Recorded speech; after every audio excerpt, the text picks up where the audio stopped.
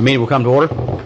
We are now holding our regularly scheduled meeting held Tuesday, June 2nd, 2015, 9 a.m. At this time, I do not see Deputy Floyd, so I will give the invocation, and the Pledge of Allegiance will be followed by Dylan Reingold. If you would, please rise. Our Heavenly Father, we thank you for the opportunity that we have to come before you today to conduct the public's business. May we use your guidance, your knowledge, and your wisdom in the decisions that we make today that will affect our community for generations to come. In your heavenly name we pray. Amen. Please face the flag and join me in the Pledge of Allegiance.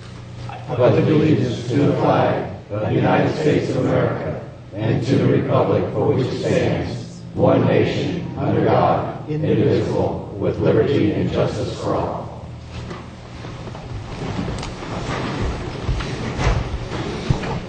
That moves us to the proclamations and presentations portion of the agenda, and this is one of my favorite things to do. You want to do any additions or deletions? Oh, yeah, I guess we should. Any additions or deletions, Commissioners? Thank God you did. In that case, how about a motion to approve? Motion approved. Thank you, Commissioner Flesher. I got a motion from Commissioner Flesher and a second from Commissioner O'Brien to approve the orders of the day. If there's no further discussion, we'll proceed to vote.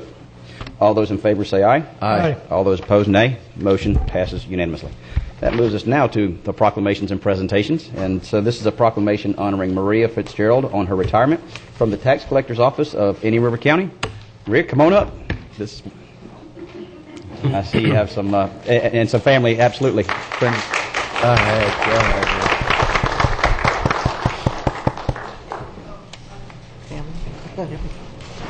This is a proclamation honoring Maria Fitzgerald on her retirement from the Tax Collector's Office of Indian River County. Whereas Maria Fitzgerald retired from the Tax Collector's Office of Indian River County effective May 31st, 2015. And whereas Maria began her career with the Tax Collector's Office of Indian River County on June 4th, 1980 as a customer service representative and continued in this capacity specializing in the issuing of Florida license plates, titles, boat registration, hunting and fishing license. Maria was promoted to Assistant Vehicle and Vessel Supervisor in 1993 and to the Branch Manager of Operations in 1996. In July of 2001, Maria accepted the newly created position of Information and Administrative Services Coordinator, where she specialized in record retention, purchasing, and primary support for IT issues and all tax bill-related projects. Most importantly, Maria displayed excellent customer service and professionalism in all positions held with the Tax Collector's Office. And whereas Maria has served in this capacity, whereas Maria has served this county, the state of Florida, and the public with distinction and selflessness. During her years of service, Maria was dedicated to her work and was greatly appreciated by Tax Collector Carol Jean Jordan, former tax collectors Charles W. Sembler, Carl L. Zimmerman, Jean E. Morris, and her co-workers alike.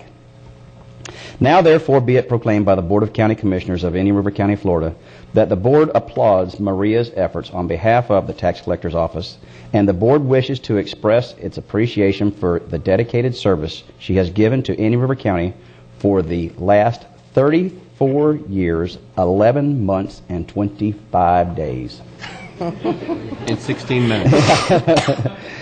And be it further proclaimed that the Board of County Commissioners and staff extend a heartfelt wishes and success in her future endeavors. Adopted this second day of June 2015, signed by all 5 county commissioners. Maria? I just want to thank everybody for sharing this moment with me. I grew up here, basically. I've served the Tax Collector's Office for over half my life, and still going strong. But I've met so many people, and there were so many friendships and memories that I'll treasure always. And I just want to thank the board and all the tax collectors, past and present, Carol Jean, and like I said, everybody for sharing this moment with me. Thank you. Well, we really appreciate your service. I mean, this is a proclamation of our gratitude, but to come to work every day in the tax collector's office, not everybody's always happy when they show up there. and the changes that you've seen, not just with what y'all do in there, but with technology, but more importantly, or just as importantly, is the changes in I'm going to say personalities, from going from Jean Morris all the way to Carol Jean, and to be able to stay in that capacity through those changes is commendable. And we're fortunate as a county to have somebody like yourself to have dedicated so much time to public service. And on behalf of this board, I just want to say a heartfelt thank you. Maria, I want to thank you for your service. You know, a lot of times we get hit with fires on the flight deck, or what's perceived as a fire on the flight deck by a citizen. And we have to have those answers. And those answers we have to have rather quickly, because people's anxiety is running up as they see these numbers. And I want you to know that I appreciate that you were there when I knew that Maria has it.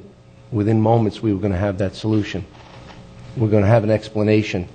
And I see that Carol Jean is shedding tears right now, okay? Because she knows that she is losing a large quotient of what she has in her fleet, if you are the fleet.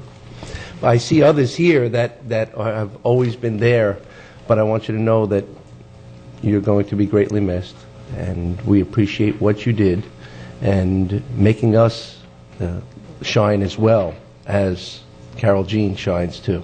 So thank you so much, and enjoy your retirement. And I guess there's a little karate up the road. This is an entire karate family. Wonderful family. So thank you and enjoy. Thank you. Good luck, Bob.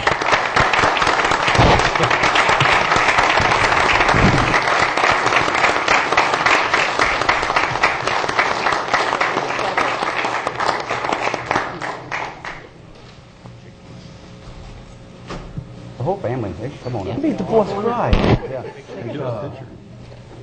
Congratulations and thank you. Thank you. Thank you. Jason, your workout. Good morning. Thank you for coming down this morning. Thank you for being here. Okay. Now we're going to come back for the picture.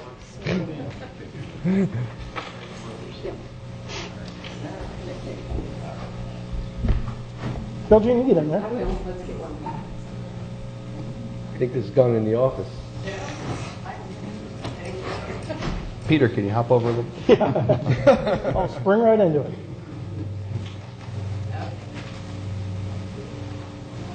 Here's the office shot.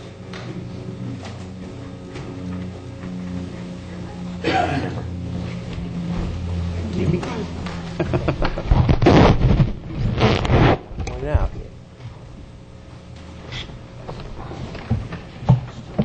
Yep.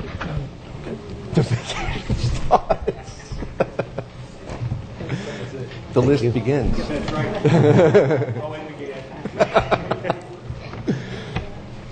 Congratulations, Maria. And Bob.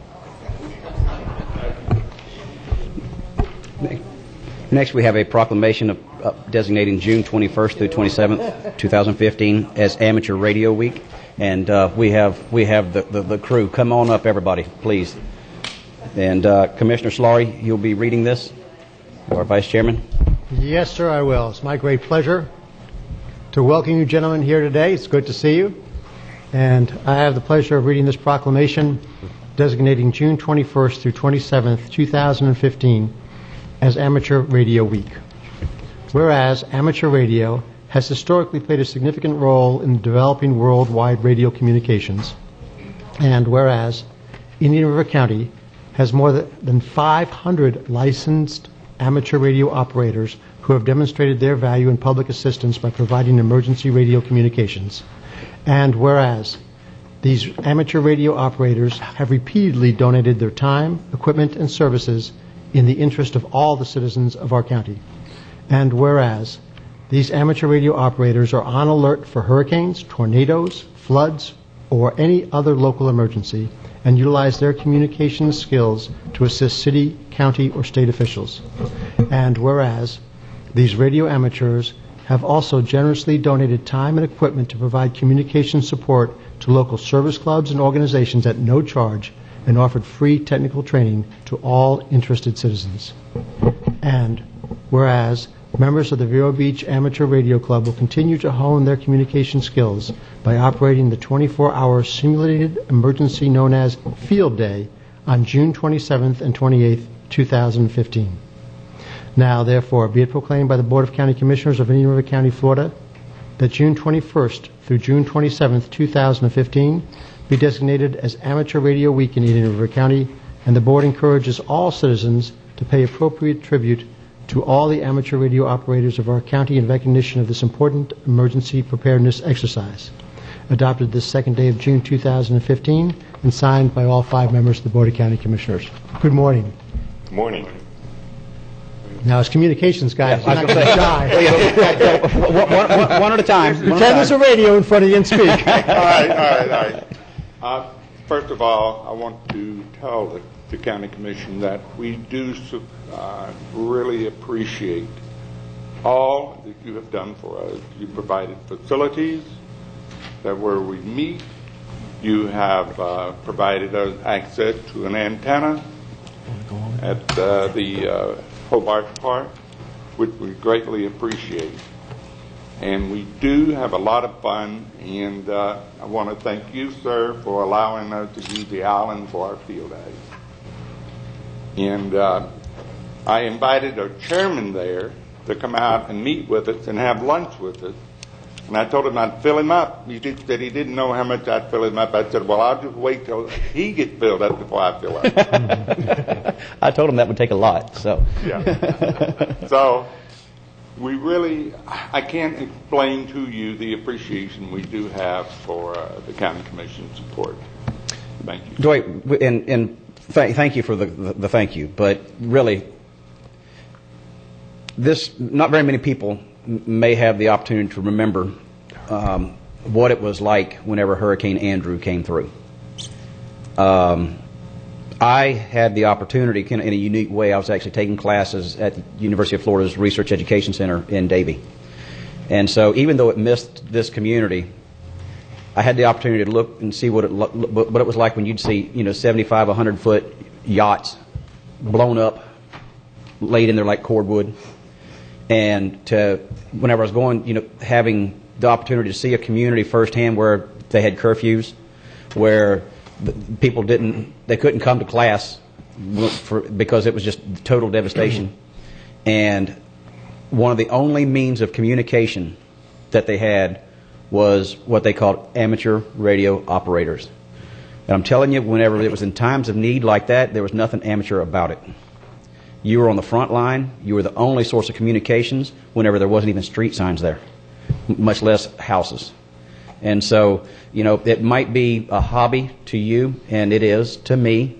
I remember my mom and stepdad playing with these and hearing, the skip from Alaska, and I just thought it was cool, Never really understanding the entire importance of it.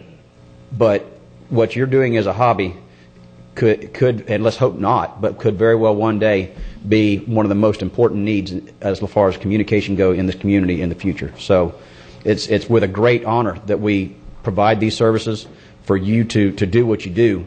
And all we can all say is let's hope to God we never need these services. But thank you for doing it if we do.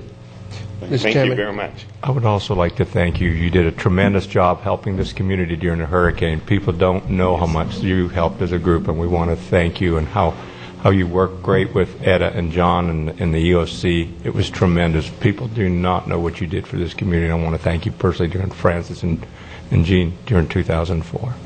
Thank you very much. Commissioner Fletcher? Mr. Chairman, I'd like to echo that, too. I just want to clarify a couple of misnomers. They tell their spouses that this is a hobby. They tell themselves that this is a hobby. But I assure you, this was no hobby in my eyes. And the word amateur came to mind. I said, amateur? These guys are professional. And I'll tell you what, you proved your quotient and worth during the hurricanes, as was mentioned, when we were in a building that, the old building, not this building, that was raining inside, that had no telephones at times, that the 800 meg system was in failure, that Vero Beach was now handling our communications, and our communication capacity was eroding rather quickly. And we had communications because you all have a hobby. You all are amateurs. And I think both of those words should be eliminated from your charter, and you should be professional radio operators, because without you, we would not be able to deliver the services and information that we had to from the EOC. And I see Etta shaking her head as Etta was in the chair in command and watching that we had been able to deliver those services. And again, gentlemen, without you, without your time, without your sacrifice, we would not be able to do it. So thank you for carrying us through the storms, and we hope not to see you other than proclamations. And on June 27th. And on June 27th, let's have a little show. So thank you so much. Thank you, sir. Thank you.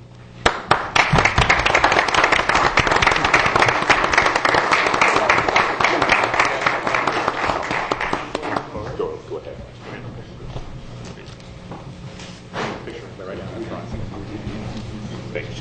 Thank you very much for coming, sir. Which one do you want the proclamation? Thanks for coming. Good morning, sir. How are you? Thanks for you guys do. How are you? Good morning. Thanks for coming. Thank you for coming. Nice name, by the way. Bob, good name. Bob? Good to see you, Don. Greg, how are you? Good to see you. Thanks for coming. John, good morning. How are you? Anybody got a camera out there? Good morning. Thanks for coming. Want to do a photo? Thank you. Just go down to your left a little bit.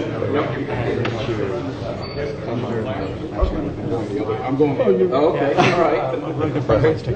Good to see you, sir. So he'll be in it. Seems like a hobby you could pick up. How possibly?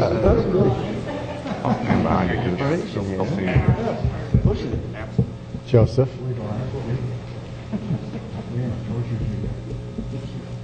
Couple more.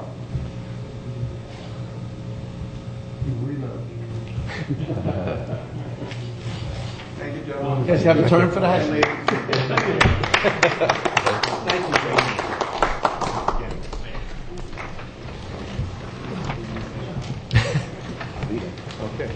Teach how to work radio. Thank you very much. Yeah. Thank you. Next we have a proclamation on 2015, a presentation, on 2015 Atlantic Hurricane Season Outlook by Indian River County Emergency Services Director John King and Emergency Management Coordinator Etta Lopresti. They're over here. Hello. Good morning, Commissioners. Good morning. My name is John King, Emergency Services Director, and with me today is the county's Emergency Management Coordinator, Etta Lopresti. And many of you know Etta, but for those that are watching today, Etta has been with the organization for a few years. I won't say how many, but much of her adult life. And and I would say that she is one of the finest emergency management coordinators in the state, and she's recognized throughout the state as that. So today she's going to make the presentation for the 2015 hurricane season. Thank you, John. Gentlemen. Well, yesterday marked the start of the 2015 Atlantic hurricane season, and here we go again. And the season goes through November 30th. And I need the clicker. Okay. Florida has been on a lucky strike. We've gone 9 consecutive years without a hurricane, and as of October of this year, Hurricane Wilma, that'll complete a decade of no hurricane strikes on Florida. It's the longest stretch on record since 1851, and prior to this long stretch, it was between 1980 and 1984. So NOAA's Climate Prediction Center has just released their predictions for the 2015 Atlantic hurricane season, and they're saying that it's likely to be a below average season. But we all know that it doesn't matter what they say about being below average, that a below average season can still give us a catastrophic effect to our communities. We saw that in 1992 with Hurricane Andrew, one of the most costliest disasters in U.S. history. And it doesn't matter what they say. We always recommend that folks prepare just the same, no matter what the predictions are. But they are fun and they are interesting. But what NOAA is predicting is that we will have a 70% chance of getting a named storm, 6 to 11 named storms. And of that, they're predicting 3 to 6 hurricanes, and of that, 2 of them are likely to be major. So we do have some challenges in emergency management, and those are that more people are moving to the state. And the census has indicated that we've had over 1 million people move to Florida since our last hurricane, which was in 2005. So that's 1 million people who have not experienced disasters, who have not prepared for hurricane season, have not built their disaster kits, have not shuttered their homes, do not know where their evacuation routes are, do not know where the shelters are. So we have a lot of education to do and a lot of public complacency, because even the folks that went through the hurricanes in 2004, 2005 may have forgotten just how serious it really is. So emergency management does have some challenges. And this is how we're going to meet the challenges. We've increased our social media skills. We have a Facebook outreach of over 2,000 citizens in Indian River County. We've also upgraded our public information outreach and notification, which is coming down the pike here. We're going to roll it out in the next couple of weeks. But our current system, we have over 2,000 subscribers that are getting our daily messages. We're also seeking our emergency management accreditation. That's very vigorous, 64 standards. Only 9 counties and 1 city in the state of Florida have been accredited, and that's one of our goals, and we're hoping to accomplish that by October of this year. And also, we want to move with the times.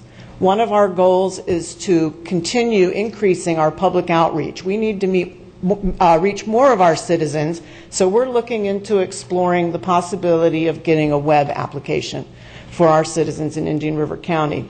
Another thing we're doing to meet these challenges is to continually exercise and train. We participated last week in the statewide hurricane exercise. We also do severe weather training, radiological planning and training and drills, tsunami planning, tsunami drills, and also cybersecurity training we did this year, which is another very important aspect. And then we also do a lot of training on the FEMA recovery programs. But what I'm here to tell you today is that under the direction of Chief King, it's all about teamwork. And if we do have a disaster here in Indian River County, the recovery is not going to be due to one person. It's going to be contributed to the teamwork of everyone in the county, everyone in our municipalities. We work together on our local mitigation strategy. And folks like our amateur radio operators, we all work together. And we're going to strive to make sure that we are prepared for this county and to also get them back online as soon as possible. Thank you. Thank you. Thank you, I'll tell you what, normally I get excited about season starting, like hunting season, fishing season, or something, grouper season, lobster season, but not hurricane season. But it's interesting how much this community has changed, and I was just thinking about that whenever Commissioner Flesher mentioned the old administration building. But that's just a small part of it. I mean, we all remember, or those that were here remember the lines for ice at the North County Aquatic Center, and the 2-lane road. We have now it's 4-laned. State Road 60 wasn't 4-laned. We didn't have an EOC that was hardened like we do right now. And so we are in my opinion, we are in such a better position today to weather a storm than we, quite frankly, ever have been. And so, and just as importantly as that, about that, we have the institutional knowledge of people like yourselves, and then the people that I'm not going to say behind you or below you, but truly beside you in this process. Yes, we've had some turnover, and Nate's no longer here to take his tie off and give us the updates, but we have that institutional knowledge still, all the way through. So we remember what it was like. For those that don't remember what it was like, and we'll be able to bounce back a whole lot quicker. And so just keep up the good work. Thank you. And we remember all too clearly. We really do. and it was just especially the hit in the gut when we said, really, again? Yes. And being without power for 2 weeks, Golly, yeah, we don't I want to go think through it again. we were faced with challenges back then, and we met them head on, and we were able to recover, and we were able to cope. But I think given the improvements that we've made since then, it'll make it all the much better. Absolutely. Just the facilities that we have for those that are doing the responding in the time of an emergency. That's just, I mean, we didn't have that. And I was mentioning to Commissioner Flesher earlier that we don't want to become experts in this field because that means we have to experience it all the time. That's true. So it's good that we only had to do it once this past decade, and we'll continue to do our training and exercises and hope that that's our experience and that's how we gain our knowledge. Well, it doesn't surprise me that we haven't had one because it was one of my campaign promises, no more hurricanes. There you go. Thanks, guys. Yes. Thank you for the presentation, the update. I think one thing, and you mentioned how many new people are here and they've never been through this. And I think one strong message we need to get out is individuals are responsible for themselves for the first 3 days. That they have to have the water, the batteries, things like that to get through those first 3 days. And they can't just sit back and, okay, we expect government to be there tomorrow and give us all these things. Mm-hmm. And I think that's one of our biggest challenges is, because we saw that with Wilma. I mean, it didn't even really hit us that hard, but we had people lining up saying, well, where's my water? Where's my ice?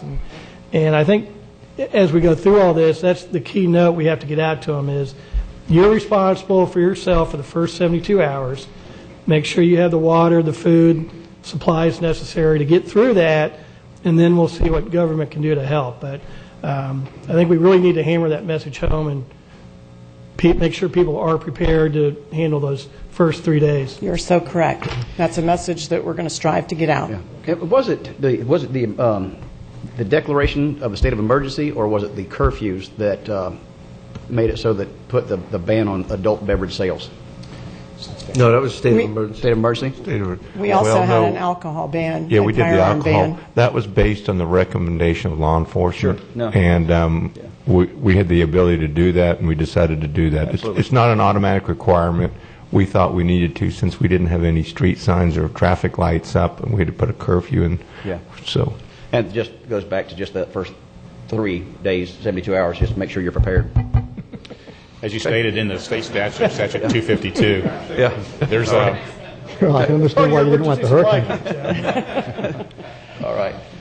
Well, there's language in the statute that allows you to prohibit the sale of firearms and to limit the sale of alcohol and to establish curfews. And it's one of the very few times we live in a society that's very open where you can move and go around and use public access as much as you want. But on the other side of that, for the health, safety, and welfare of the community, one of the best things you can do is establish curfews. And if you remember during the 2004 hurricane season, every traffic signal in this county was down. We had 86% of this community without power at Hurricane Francis, and then when Jeanne hit, 99% of this community had no electricity. On the other side of that, because we had curfews established, there was a period of about almost 60 days where the number of serious traffic accidents were at their least for about a five-year window. Yeah. And because people were cautious, they were slowly moving, and people just recognized they were in a disaster period and to use caution.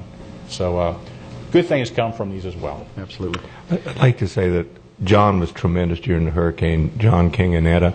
I think we're in the best hands of anyone in the United States when it comes to hurricanes. They're both very knowledgeable. John's extremely knowledgeable, especially in logistics and things like that. We're very fortunate. And that's evident whenever you go to the hurricane conferences and that kind of stuff. It's kind of like they look at him, as a speaker, the wise old owl. Everybody wants to know what John did whenever this happened. So, yeah. Credit for the old part. I remember that one, Chief. I like that. Thank you, guys. Thank you. Appreciate the presentation.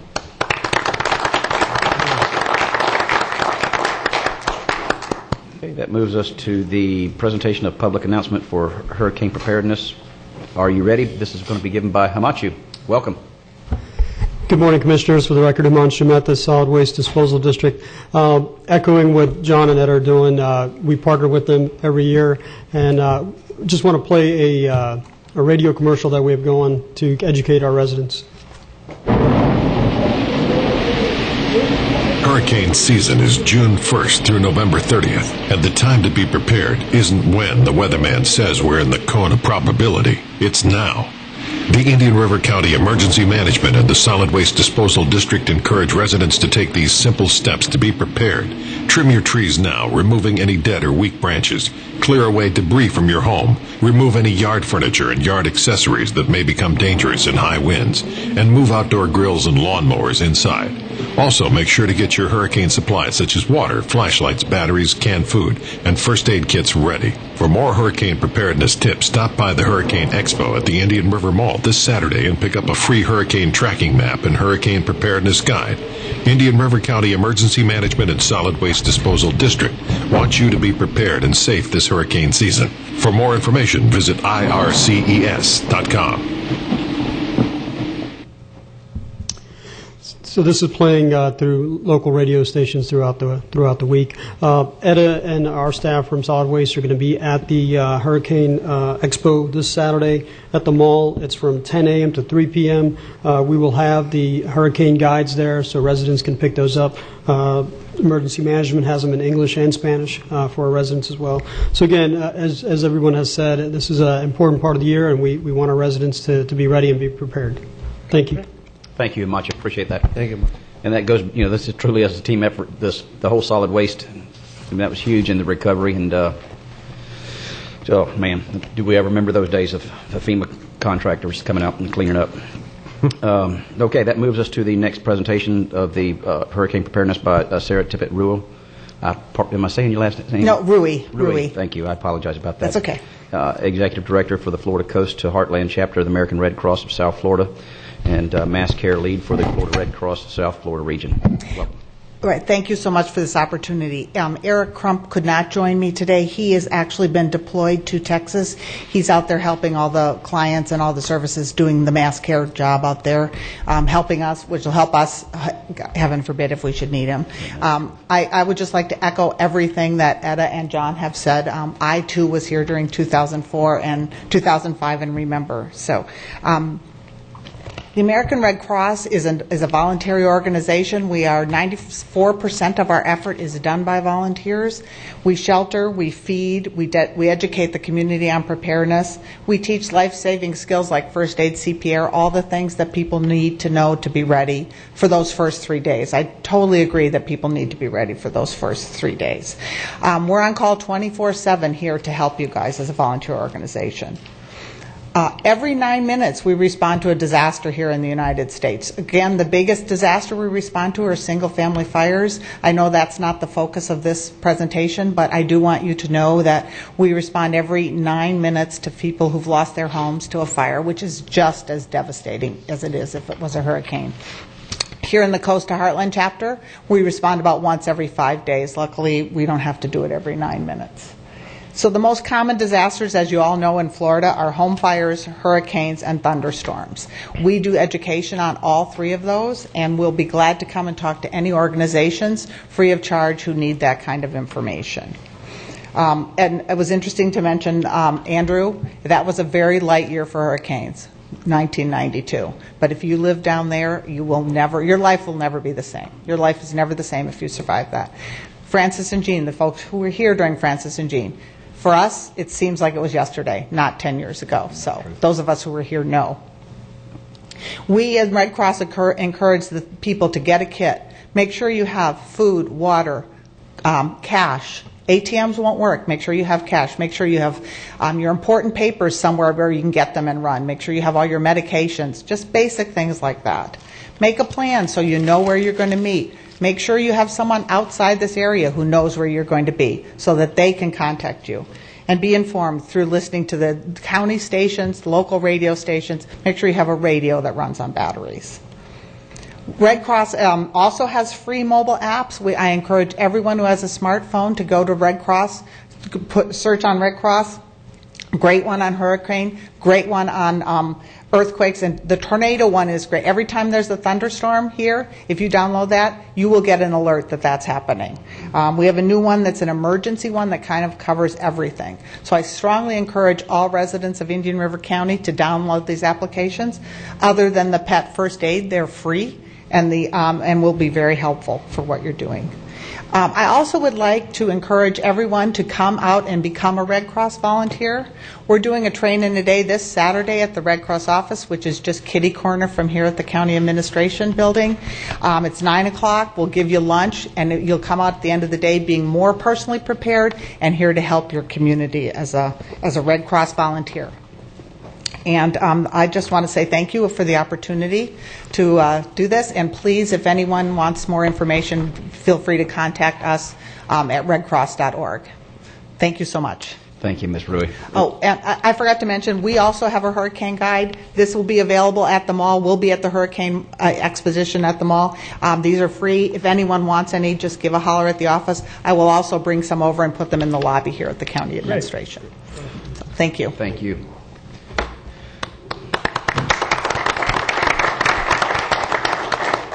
That concludes our proclamations and presentations portion of the agenda. Moves us into the minutes. I'll entertain a motion. So move May 5th and May 12th minutes. Got a motion from Commissioner O'Brien and a second from Commissioner Zork. Is there any discussion?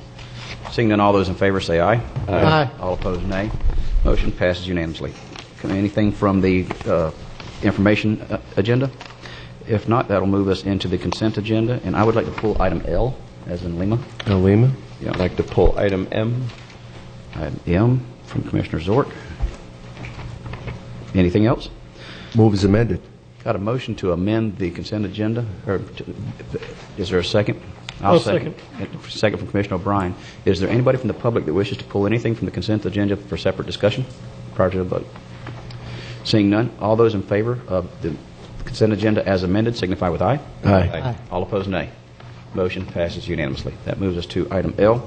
Bill, the purpose of me pulling this was I had the opportunity to reach out to Buck Bosell yesterday, and I think today there's some kind of hearing on this issue, and I was just wondering what,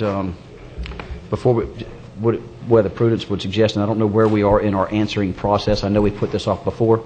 I'd like to ask you what would it not perhaps be beneficial for us to wait till we hear what the hearing outcome is today?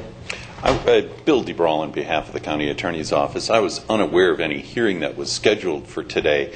The only thing that is up for tomorrow, or I'm sorry, for the 4th, would be our deadline to answer. We've got an extension from the Division of State Lands trustees to allow us to come before you if you had any other questions.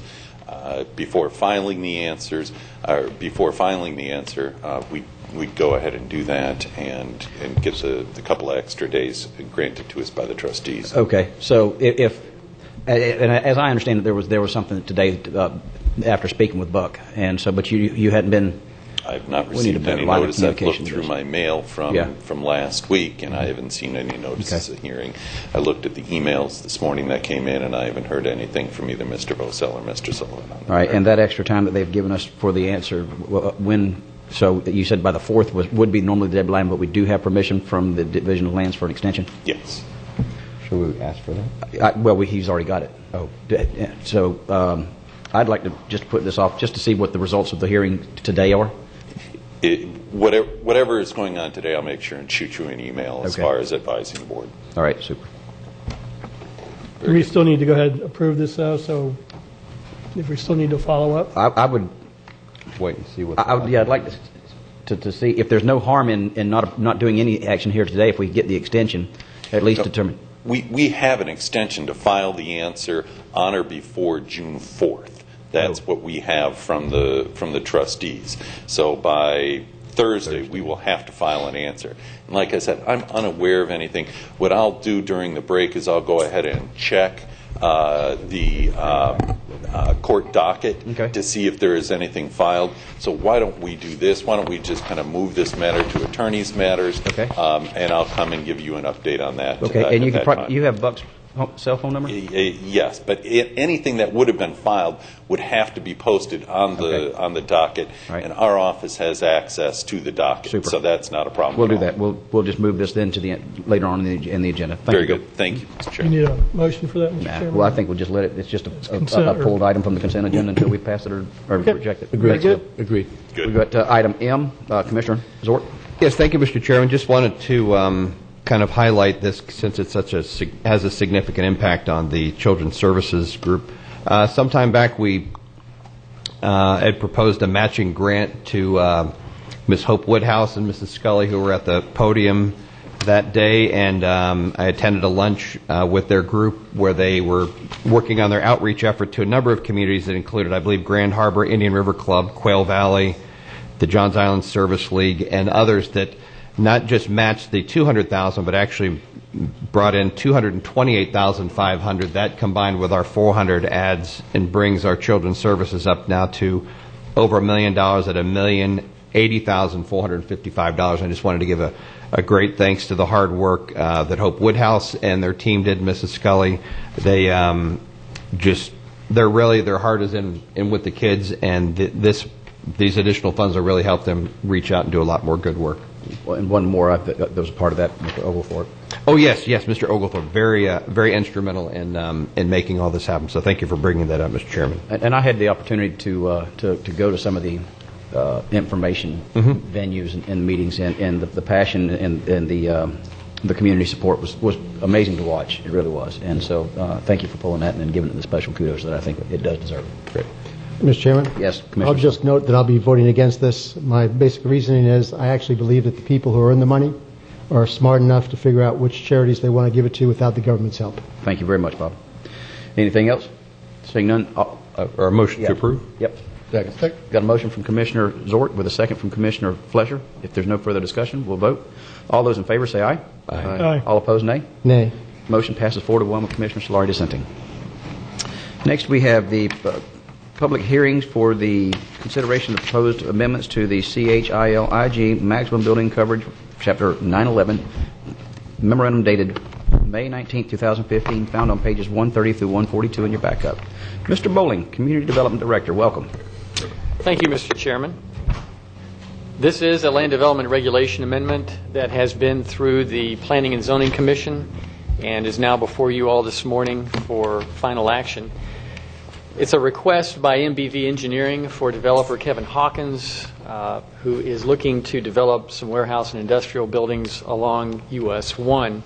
It involves making building coverage and floor area ratio consistent in the heavy commercial and our two industrial districts for single-story warehouse and industrial buildings, and staff supports the change.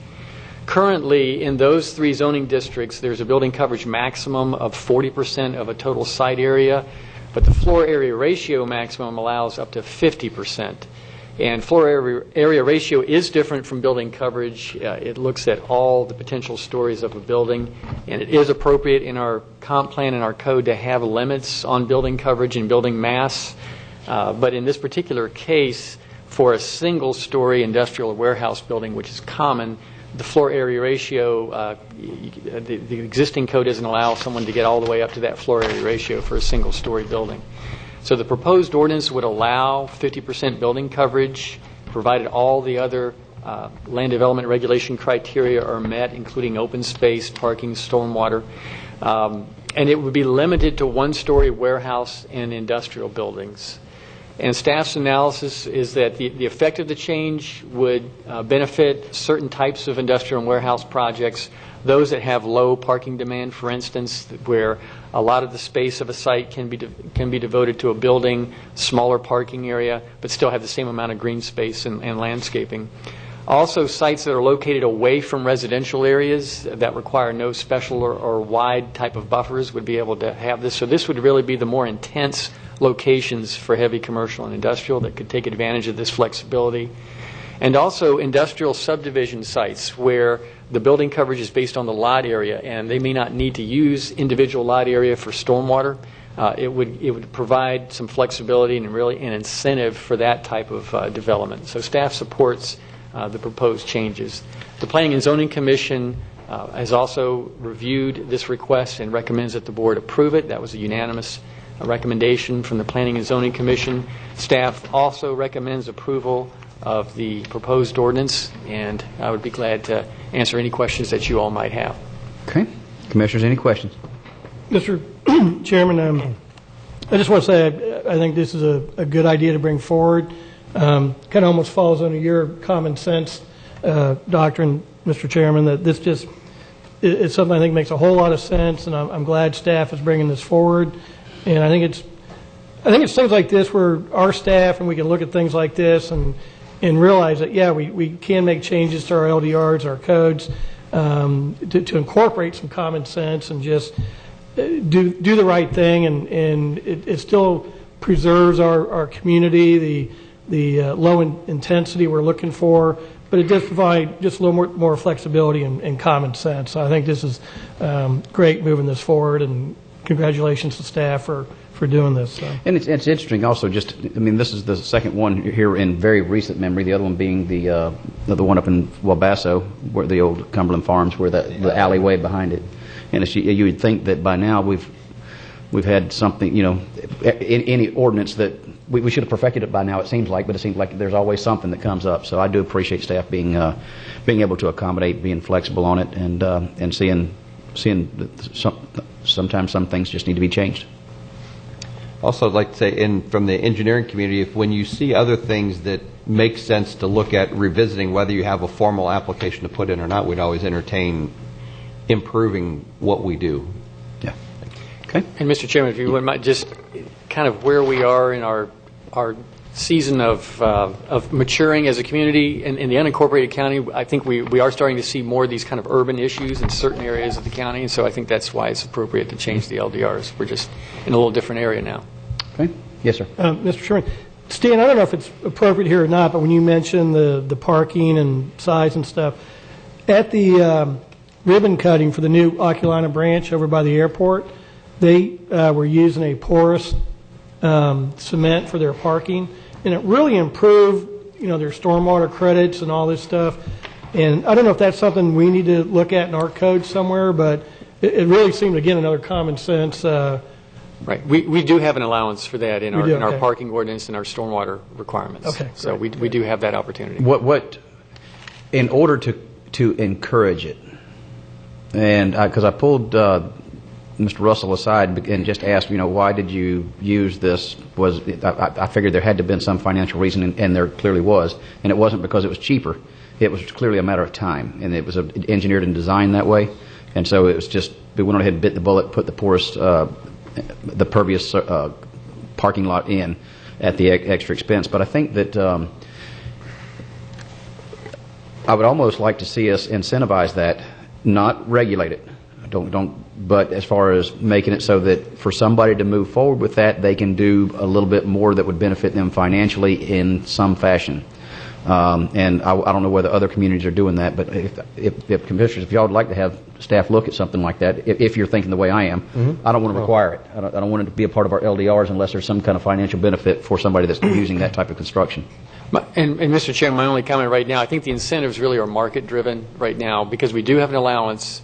I think it would depend on the type of site, if it's able to use that, and groundwater is where it is. But a lot of times what we'll see is as we get more and more expensive commercial or industrial sites and the square footage is at a premium and the soils allow for it, we tend to see that type of pavement proposed, or someone who's just really kind of green and they want to set an example. Mm-hmm. That's where we've seen it. It is not that common, but I think we'll see it more and more as square foot prices increase. I think that'll be the market response. Okay. All right.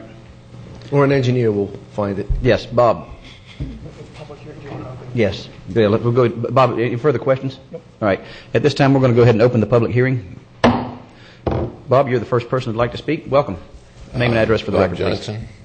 Corwin Subdivision. Is this a specific site leaving that out now that we're talking about making a change to, or is this county-wide?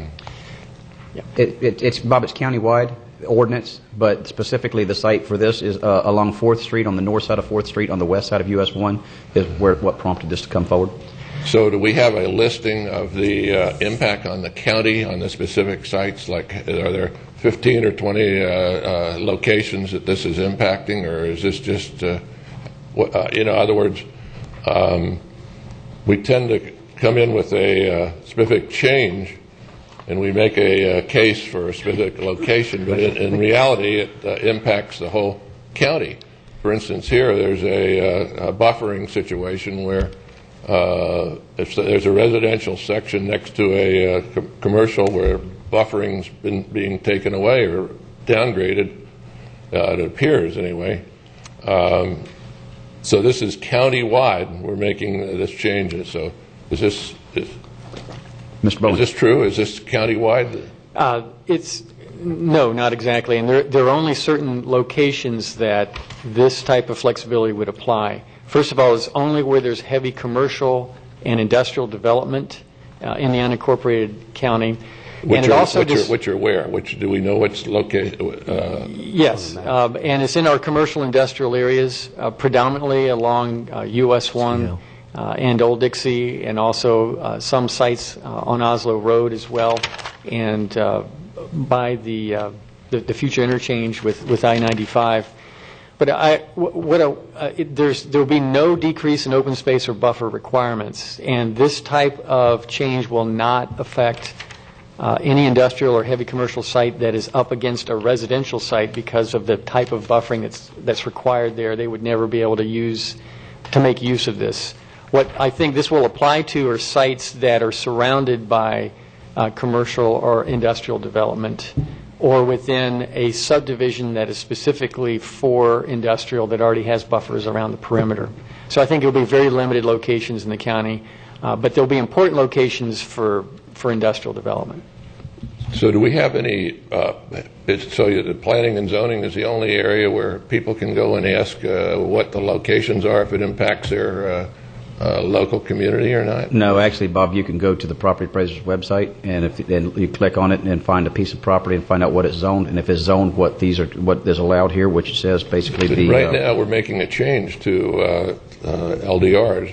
That's correct. Right? But the land those development are county-wide. For specific zoning, and therefore you go to the zoning and see if it's commercial. And so west of 95, that's it ag. impacts, we don't know. Do we know? Yeah, that's ag. It won't be affected, Bob. They can't use this. It's A1, which is 1 unit per 5 acres agricultural zoning. A2, which is 1 unit per 10 acres, or A3, which is 1 unit per 20 acres. I just tend to think that we've spent a lot of years working on our LDRs and to make it sound like it's for a specific location, and then actually in reality it impacts the whole county, then that's a different situation. What you're missing, Bob, is it's impacting the whole county in areas of a specific zoning. It's not impacting the whole county, but it's impacting the whole county where we have commercial heavy, light industrial, or IG, which is the most intense zoning the county has. Thank you very much. Okay. All right. Thank you. Chairman, also, and there probably would be some areas on 41st Street potentially that would fall into that CH. If they're not There's up a few against, other. I mean, they're not. That's large correct, areas, and that's if they're up against. But if they're not up against residential, they might be able to make use of this. Right. Okay. Okay. Is there any further discussion? Anybody from the public? Anybody else from the public wish to address this issue? Seeing none, we'll close this public hearing and let the record show that ample opportunity to address this issue has been provided to all. Approval. Got a motion from Commissioner Flesher with a second from Commissioner Zork to approve staff recommendation. Is there any further discussion? Seeing none, all those in favor signify with aye. Aye. All opposed, no. The motion passes unanimously. Stan, that moves us into the second public hearing. This is the public hearing to receive public comment for the Neighborhood Revitalization Community Development Block Grant memorandum dated May 18, 2015, found on pages 143 through 186 in your backup. Gentlemen, welcome.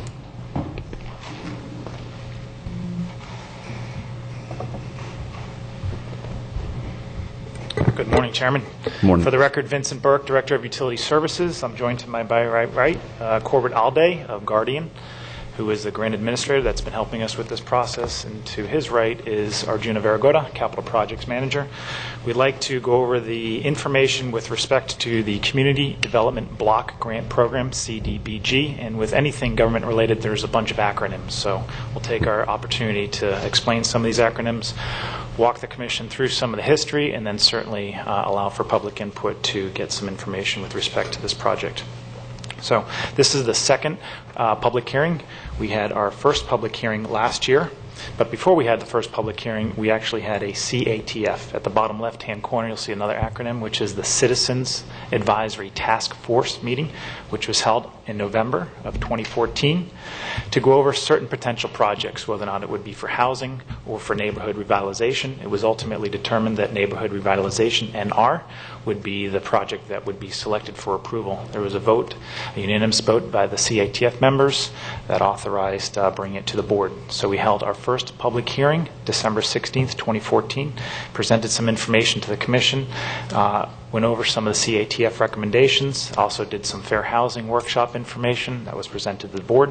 There were some issues that the board certainly wanted us to take a look at, which was some of the costs involved with this project. I think Commissioner O'Brien had some concerns about some of the costs, which we'll go over a little bit later on. This is the second public hearing held today, Tuesday, June 2nd, 2015, to review the information from staff, to go over any and all questions that the commission may have, to hear input from some of the residents, not only through the West Wabasso area, but the Gifford area as well, because we have two different geographic locations, two different plans, if you will, and to perhaps authorize staff to approve moving forward with the application package. Commissioners, any questions? Okay. Seeing none, we'll... No. Go ahead. I've got a few more, Right. a few more slides. Just bear with us. So, part of the application package is to gather as many points as possible to have a very good application package. It's a very competitive process to go after limited funds. It's a $750,000 grant.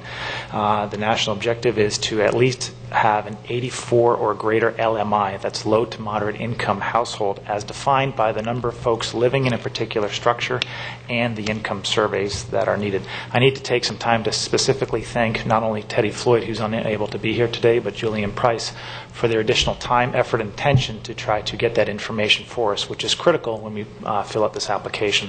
Without their help, I don't know if we'd be able to meet the timelines that are set forth by the state. So again, we're looking for at least 84 LMI, low to moderate income households, for the max benefit score. There's other score tallies as well, having the readiness to submit signed and sealed engineered plans and specifications. MBV was hired to help out on the drainage portion of the Gifford area, and utility staff did the design for the septic to sewer conversion for the West Wabasso area. Having those sealed plans ready to go and submit at the time that the application is due is eligible for 100 points, so we're maximizing that point area. And the leverage, there's $50,000 of local funds, if available, that can be used for leverage to score an additional 25 points. So right now, based upon the draft application that was included in part of the backup, we were looking at just over 700 points. It starts at 1,000, but there's deductions based upon what the community-wide need score is and other miscellaneous factors, and right now we're being told that this is a very competitive application package in a very competitive field. The proposed project for the two areas, again, we talked about, is Phase 2 of the West Wabasso sewer area, 84th Place, 84th Street, 64th Avenue, 63rd Court, 63rd Ave, 62nd Avenue, south of County Road 510, east of the Daisy Hope Center. And we'll show a map in a little bit.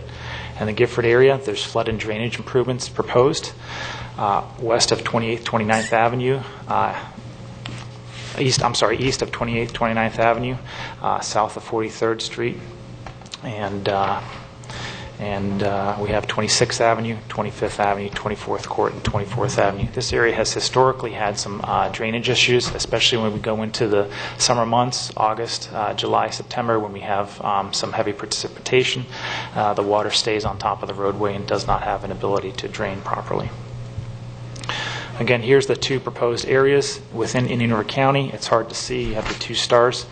One to the north is the gravity sewer project proposed for the West Wabasso area. The line in red is 510, running east to west, and this area is the proposed septic to sewer. And then we have the drainage project in the Gifford neighborhood area. There is a stormwater pond down on the southeast corner of this project that's not quite included, but a lot of the flow would be conveyed to that stormwater pond. Here's a little bit better map indicating the location. Again, we have, we have a proposed lift station location shown in red over here is the Daisy Hope Center. There's a small private grinder station. Part of this project is to remove that small private grinder station and have that flow tie into the county-owned lift station, which will have its own telemetry and backup needs as well. To have most of the flow you'll see here is a gravity-based system that is installed in the roadway that will flow towards the lift station. Again, 510 is on the north part of the screen. North is at the top of the screen. This is the Phase 2. It's a continuation of the Phase 1 project that was done or started in 2010 and 11.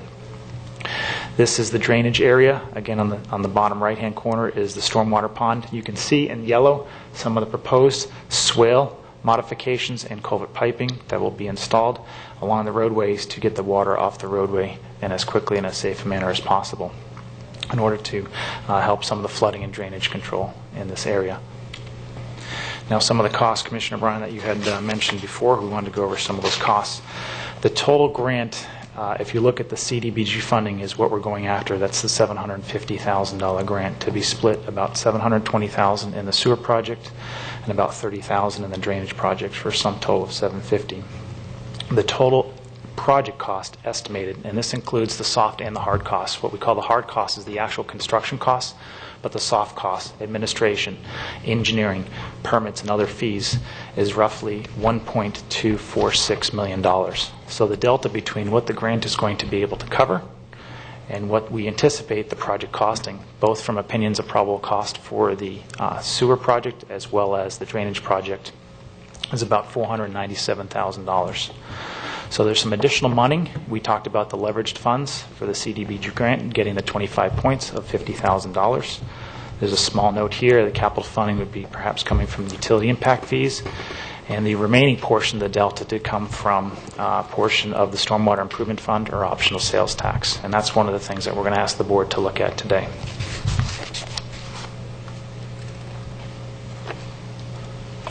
So here's a generic timeline that we anticipate happening. Right now, the cycle is open. It opened up on May 8th. We have approximately 3 weeks, so a little bit less than 3 weeks, to get all of our ducks in a row and apply by June 22nd of this year. Again, these are for fiscal year 2014 grant monies, even though we're in the year 2015. There is anticipated a site visit between July and August of this year, and anticipate estimating award to be given October to November of 2015. January 2016, if it's executed, we hope to be able to at least have some funds released in March of 2016, spring of 2016, at which point we will then go out for bid, sealed bid process for the construction of both of the projects. And if possible, we would like to begin construction June or summer of 2016, approximately a year from now. So in summary, the West Wabasso Sewer Project, it addresses some of the health and safety issues. We have some septic tanks that appear to be working, but certainly have not met new county codes and new standards today. So there's some substandard on-site sewage treatment systems.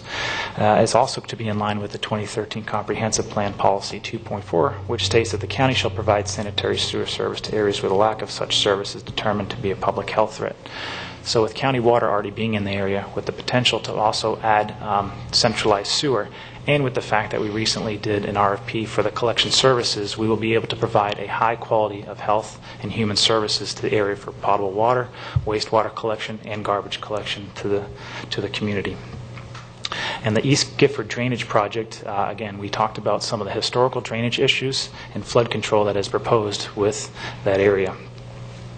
And in summary, we'd like to just say that staff has been out on numerous occasions since Phase 1 has been completed. Arjuna and I have visited the West Wabasso Daisy Hope Center no less than 5 times in the last year and a half. And we've met with the Gifford Progressive Civic League to solicit their input and get some comments and questions with the proposed project. Because we're trying to achieve that 84 or better household number of benefiting properties, we were unable to do so strictly with the sewer project itself. I think we're having anywhere from 40 to 43 connections if possible, and that's if everyone decides to be able to connect.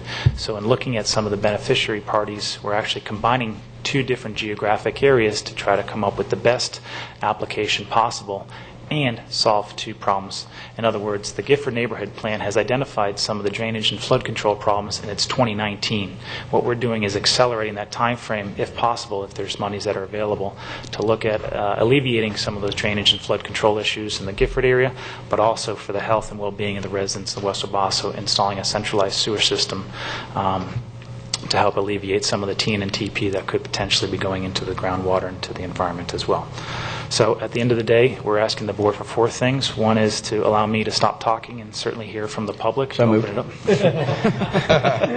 And then, if possible, to approve the resolution that it's attached to your backup. Authorize the chairman to sign page 33 of the draft DEO. Again, I have to commend Corbett for a lot of time and effort that he has put into assembling this package, as well as Arjuna for his time and effort, and to recommend the approval of other funding sources that we've identified to make up the deficit between the actual costs and what the grant is able to cover. Thank you for allowing me to walk you through that. Thank you. Sounds great. Leave that screen up right there so when we come back. Okay, any other questions of staff, commissioners? All right. At this time, we'll close this meeting and open up the public hearing. Is there anybody from the public that wishes to address this issue?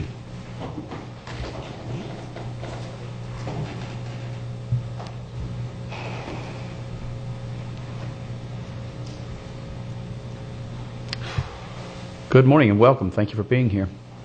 If you would, please just give your name and address for the record. Good morning. I'm Minister James Hagan, Jr. From Wabasso, Florida. My address is 6345 84th Place. Welcome, Mr. Hagan. I'm not here to represent Wabasso as a whole. I'm here to listen to what's going on. I'm a member, actually I'm the secretary of the West Wabasso Progressive Civic League. In this same lecture he gave y'all, he gave it to us as well. So I'm aware of that. My question is, does any of the tax money that the homeowners pay for taxes, does any of this money go towards trying to improve their community? Because it seems like every time we try to get something done in Wabasso or the Gifford area, we got to rely on a grant. So I want to know what does the money that we pay in tax, what does that do to help improve their community?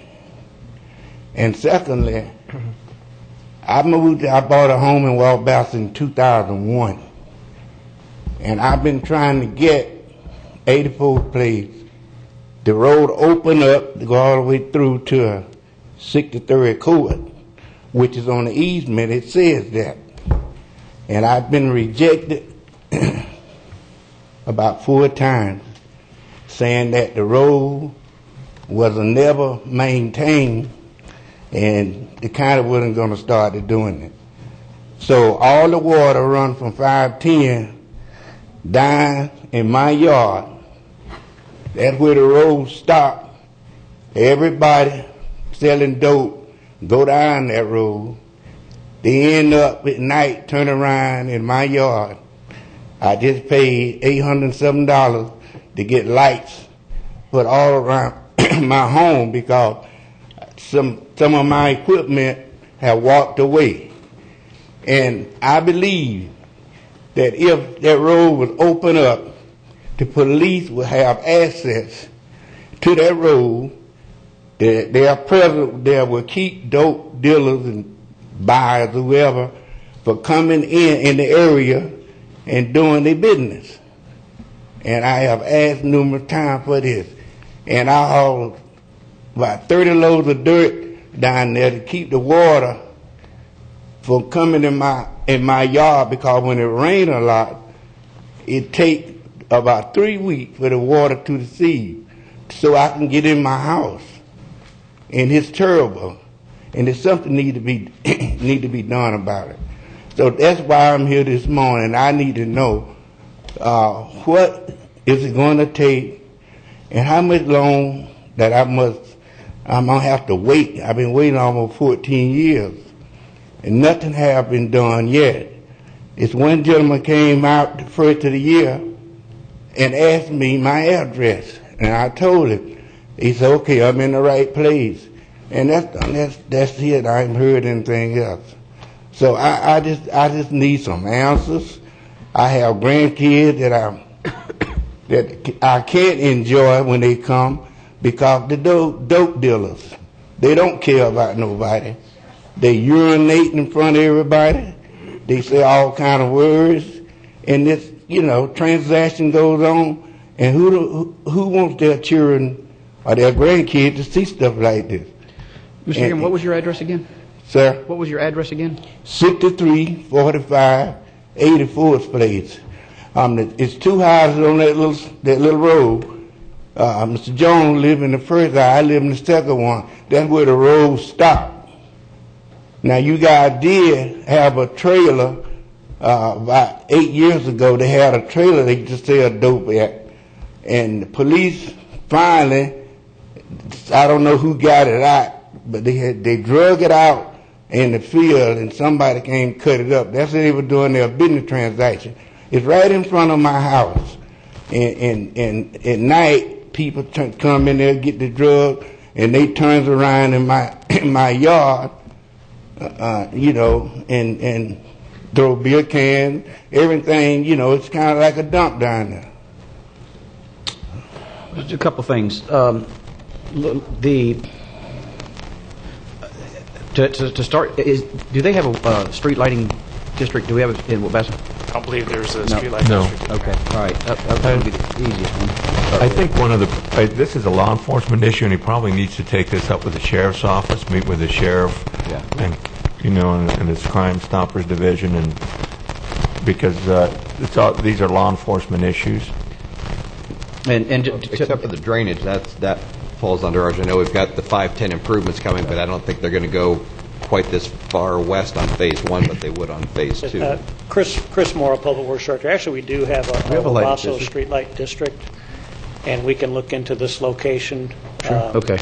We work with the West Wabasso Progressive Civic League in getting those locations approved, but we'd be happy to look at his location and see if it's a candidate for a streetlight. Okay. Excuse me. I spoke with the Sheriff Department, Teddy Floyd, and the lieutenant. They come up all the time. And they told me I addressed the matter to them, and they said that they believe that if that road will open up, it will give the policemen more access to the area, and that the people, their presence will make people think twice before they come down there. And they said that they took it to their boss, Sheriff Lloyd, and told him the situation, and they said we need to bring it before you guys and let you all make the decision about getting the road open and improving the road, that people won't have that asset to come down there and do it, as they please. Because if when you get down there, either you're going to go in my yard or you go in the woods, and they're going to use my yard for the turnaround point when they get the drugs. See, the road, the easement said, it goes all the way to 63rd Court, all the way through. And that's the way it's supposed to be. That way the policemen will be present down there when people come, and then they won't be so happy to be staying down there doing what they are going to do. So I just need some answers because we'll have to look into that specific part of it because I don't have an answer for you. We'll get feedback from somewhere.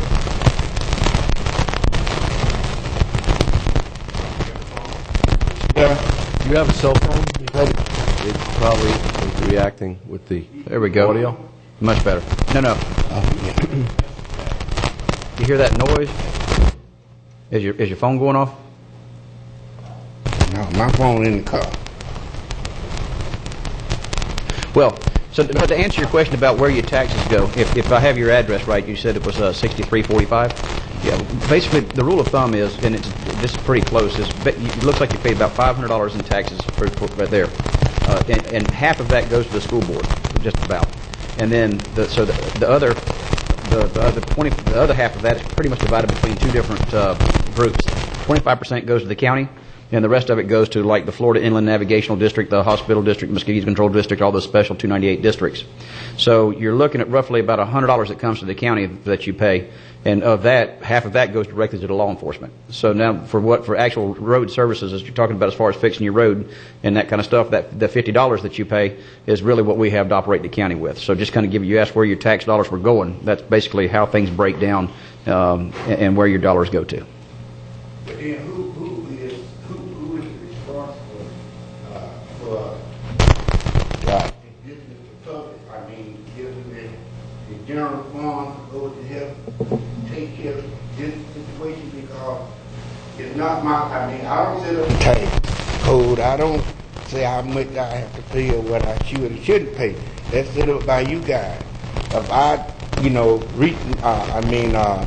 please my obligation and paying my taxes, then the service should be rendered, regardless of how much I have to pay. Oh, nobody disputes that. As far as everybody, we hear that frequently. But you just asked where does your, how is it broken down and what comes to the county? I just wanted to answer that for you. Thank you very much for your time and for listening. But I'm dying here because, as I said, I've been living there for 14 years, and I've been asking for the same thing, and I've been getting different answers saying that the road wasn't going to never be open because it wasn't never maintained, and that, I just want some answers. Do I have to continue to live with this negative fear about it never be open, where one day it may be open? And they're saying that there's easement or right-of-way already there? Sir? There is road easement or right-of-way? Yes. Yeah. Okay. Yeah, we'll have to look into it. I'll follow up with you, or Commissioner Flesher. Yes, and Mr. Moore is going to look into also the lighting district application. I just want to point out that we're going to see what we can do with the roadway. No matter what character roadway you have, is not going to address that other situation. I come from that world. That situation needs to be addressed by law enforcement. And you need aggressive law enforcement, and I'm sure you're going to get it.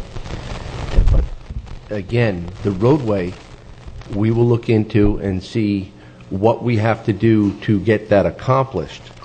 But if you have a paved roadway, you will not see the elimination of, I don't want you to be misled, that you will not see the elimination of that other situation of the dealing.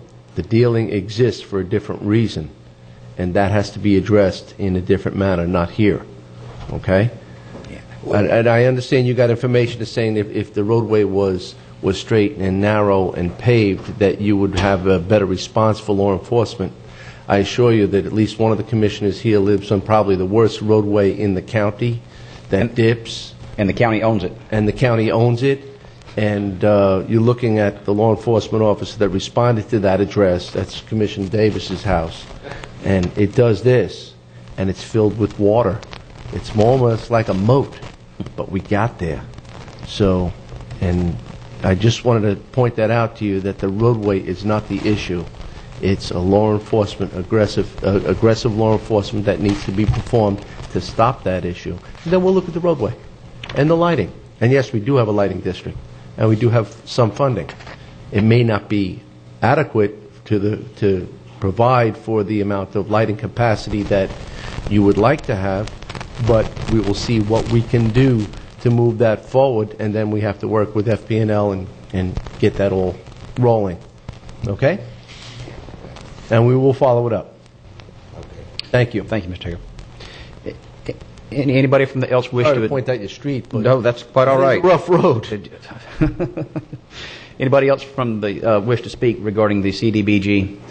Welcome, Julian. Hi, Department of Health, Julianne Price. Regarding the sewer project, of course, the Department of Health. Is that microphone on? Okay. No, I'm just not talking loud enough. No, I think that we were trying to moderate the static. Yeah, the static that we were hearing earlier. I just wanted to voice our support for the project, and on behalf of a lot of the elderly residents who couldn't be here today, and a lot of the people that couldn't be here because they're working, I wanted to also convey their support for this project too. All right, thank you. Welcome, Mr. Adler. Joe Adelet, 4570 57th Avenue, President of Progressive Civic League of Gifford. I come before you in support of the CDBG application process for West Walbassa, as well as drainage in Gifford. Thank you, Joe. Thank you. Welcome, Mr. Rigby. Good morning. My name is William Rigby. I reside at 8465 59th Avenue, Vero Beach, Florida. I'm here this morning in support of Vinny's project for the CDBG. I think that Vinny has done a remarkable job on it. We're looking forward to work with him for his getting the job done. I think that if we all work together on the job, it would be a great job, and I'm just in support for it. I hope that the county commissioners vote for it, where we can move forward, because I think Walbassa is in the need of a whole lot of things. So if we all work together in that need, we can do something that's positive for the community, and I do support that. Thank you. Thank you for your time, too, Mr. Rigby. Anybody else wish to address this issue? Okay, seeing none, we'll go ahead and we will close the public hearing and let the record show that ample opportunity to address this issue has been provided to all. Thank you, Vinny. You were reading my mind. I There you appreciate go. that. We need All right. That helps keep me straight and on the narrow. Okay. We've closed so the recommendation for the. I'll entertain a motion for a recommendation adoption of the resolution. Mr. Chairman, so moved.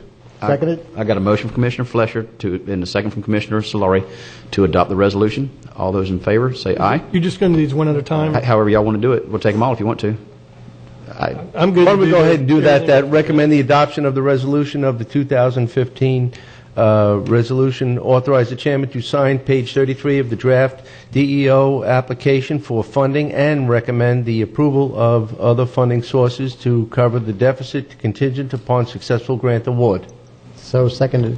Got a motion from Commissioner Flesher with a second from Commissioner Solari. Mr. Chairman? For discussion, Commissioner O'Brien. Yeah, I'm going to fully support the motion. I think it's good for the community, but one of the concerns I had was, again, a lot of reliance on the optional sales tax for the local funding match. And as you all know, that's going to sunset here in a few years. And I think at some point, and I would prefer sooner rather than later, I think this board, first we need to make a decision. Do we want to go back out for a referendum and reinstitute or extend, or whatever the wording is, the optional 1 cent sales tax? And I think we need to make that decision.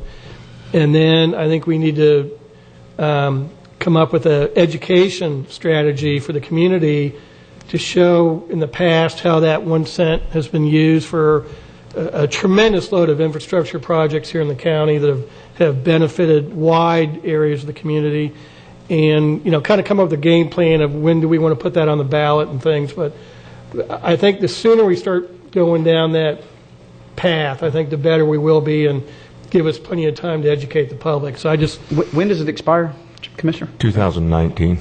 2019. So we've got a presidential election in 2016.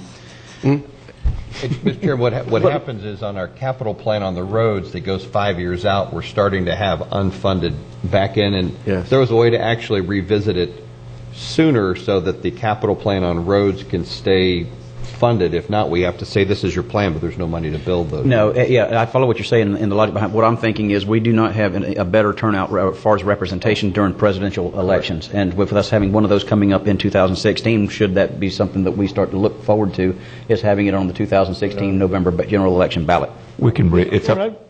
I think I would like that, because I think we want to make sure the maximum number of people are exposed and have a chance to vote on this. I don't want anybody to accuse us that we tried to slip it in the back door. And so that, I think we should start moving down that trail. Yeah. And maybe we can just ask staff to bring this back as an agenda item in the next week or two, and we can have discussion on it and say, yes, we want to go ahead and put it on the ballot, and then we can come up with a game plan and start educating the public and doing the whole. And if I'm not careful, or if I'm not mistaken, I think we need to be careful about ballot initiatives or something like that, and then the county staff or county using those funds for promotion. There's something. We can't say vote for or vote against, but we can certainly say, this is what here's a list of projects in the last 10 years that we've utilized these funds for as an educational tool. And I think we're fully allowed to do that as educational. We just can't say, vote yes, but here's how these funds were utilized the last 10 years. This is what we project to use the next 10 years. This will be the third time that we've had to sell this to the public. We'll bring it back for the commission to vote. You have to vote to put it as a question, and you also have to decide on the language of the question at that time.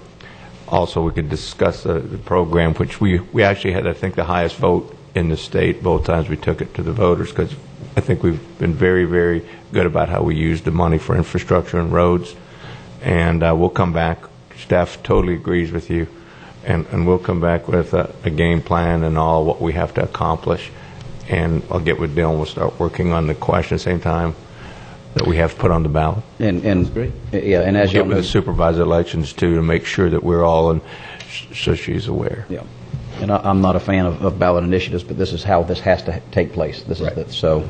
With that being said, I'm looking forward to having perhaps some chronological dates and expenses to go along with it, as far as adding it to the ballot. We have a detailed list of how we spent every dime since day one, which started in 1989. Yeah. Okay. Let's do that. But we won't add that to the. I don't want to cloud the motion, but just because of the source of funding, I just wanted to bring that up at this point and get that ball moving. All right. Good point. Is there any further discussion before we proceed to vote on the three bullets there in front of us? Seeing none, all those in favor say aye. Aye. All opposed, nay.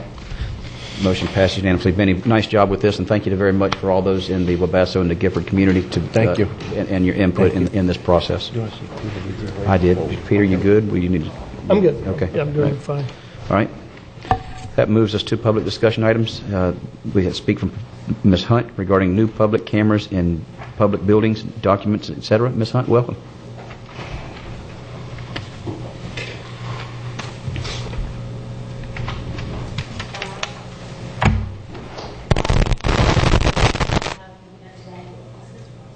You want to come this podium, Yeah. Ms. Hunt, with Mike? Okay, now you get my other side. There you go. You get Much my better, best side. as far as the sound. Okay. Thank you, each and every one of you commissioners, for being here today, and I greatly appreciate your time. I came here to speak about the cameras and a couple other one other topic that kind of got thrown at me the week of May 6th. But I want to first and foremost, I guess there was a scheduling mix-up, so I want to apologize. I wasn't a no-show. Because of something that happened the week of May 6th, and I did call your office and cancel. But I want to first and foremost thank all of our troops for serving our country, all the men and women, and I really think this last Memorial Day weekend, whether we see people in uniform or we know people who are VA vets, I think we need to thank them for serving our country on a regular basis. It's because of their courage and what we've had to deal with, what they've had to deal with protecting our lives while they're overseas, while we're sitting here, enjoying the beaches and doing things that we can do here. So with that being said, I came to speak about the county commissioner, about the county cameras and the new cameras that you guys had approved in the budget. I am requesting, due to the obstruction of justice with specific law enforcement in the courthouse, and specific clerk employees, denying public access to court records, violating Federal Statute 5 U.S.C. 522 and Florida Statute 11901 and 11907 during crucial times of my court cases and other pro se litigants that I have met. I have contacted the Attorney General Pam Bondi along with the Florida Access Justice for All Committee, which I'm waiting to hear from, with Honorable Chief Florida Supreme Court Judge LaBargia, and I hope I'm pronouncing his name right because I mean no disrespect. I have made numerous public records requests per Federal Statute 5 U.S.C. 522 and Florida Statute 11901 and 07 through the Indian River County Sheriff's Departments for public records and their Internal Affairs Department, which have been severely delayed with excuses since 2012. We are now in 2015, gentlemen. I understand there's only so much you can do. However, these are letters, many, that have been to the Sheriff's Department.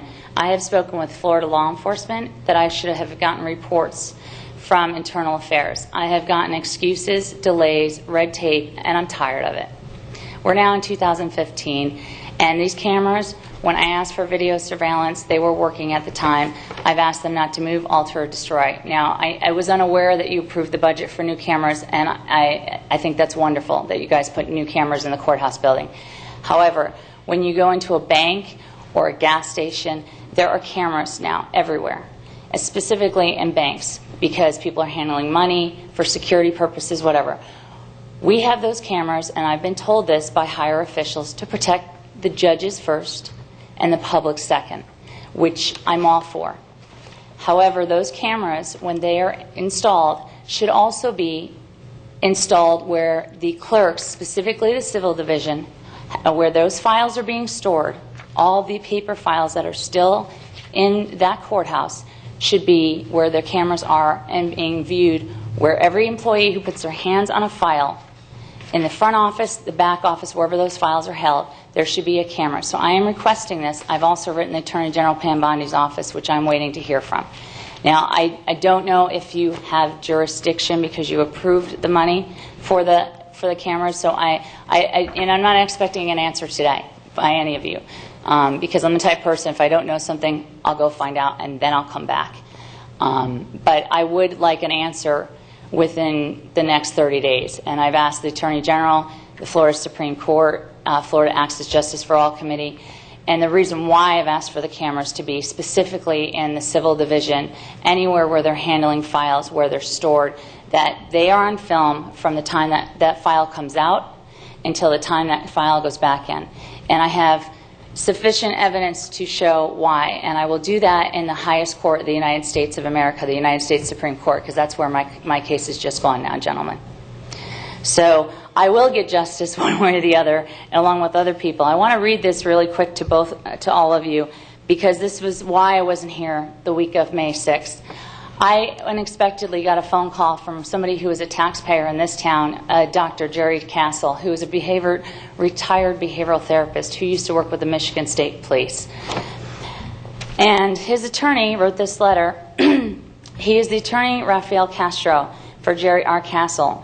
He's an extremely disabled retired Air Force veteran, whom due to the negligence of the VA and excruciating pain and his cancer, a trustee entity of Deutsche Bank is now trying to evict him from his home without due process, despite allegations of forgery and lack of jurisdiction, which were never dealt with by the 19th Circuit judge in the trial proceedings by Judge Cynthia L. Cox.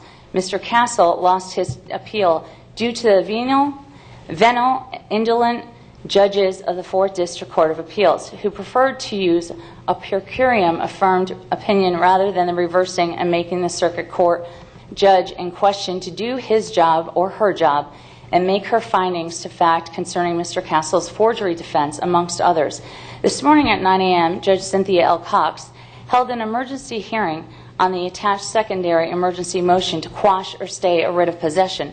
She did not care that the eviction documents were not electronically filed in accordance to Rule 1.080B and the Florida Rules of Civil Procedures 2.216D and E and 2.525 of the Florida Rules of Judicial Administration, which when read in par materia 2.16D and E and 2.52 of the Florida Rules of Judicial Administration, which when read require that all documents be electronically filed. Judge Cox refused to rule, stating that she will make the matter under her advisement. As there is no writ of possession posted on Mr. Castle's door, giving him until 7 a.m. tomorrow on May 6, 2015 to leave his home. He is a VA vet who served this country. He was thrown out of his house. And on top of that, I got a phone call, along with some of his family members, that he was illegally arrested and Baker acted against his will and drugged, which I'm going to speak about when the sheriff is here at another time, because this has also gone to the Attorney General. In particular, in this case, the documents filed by the Trustees Bank Council did not appear on the docket sheet as April 10, 2015, because they were not electronically filed. See Exhibit A of the first emergency motion to quash or stay the writ possession 16-17, attached to Exhibit A on the second emergency motion to quash and stay the writ of possession. Yet after I filed first emergency motion and reflective of yesterday's date, the document strangely appeared to be electronically filed as March 27, 2015, when Judge Cox issued her order granting the trustees' bank motion for writ of possession.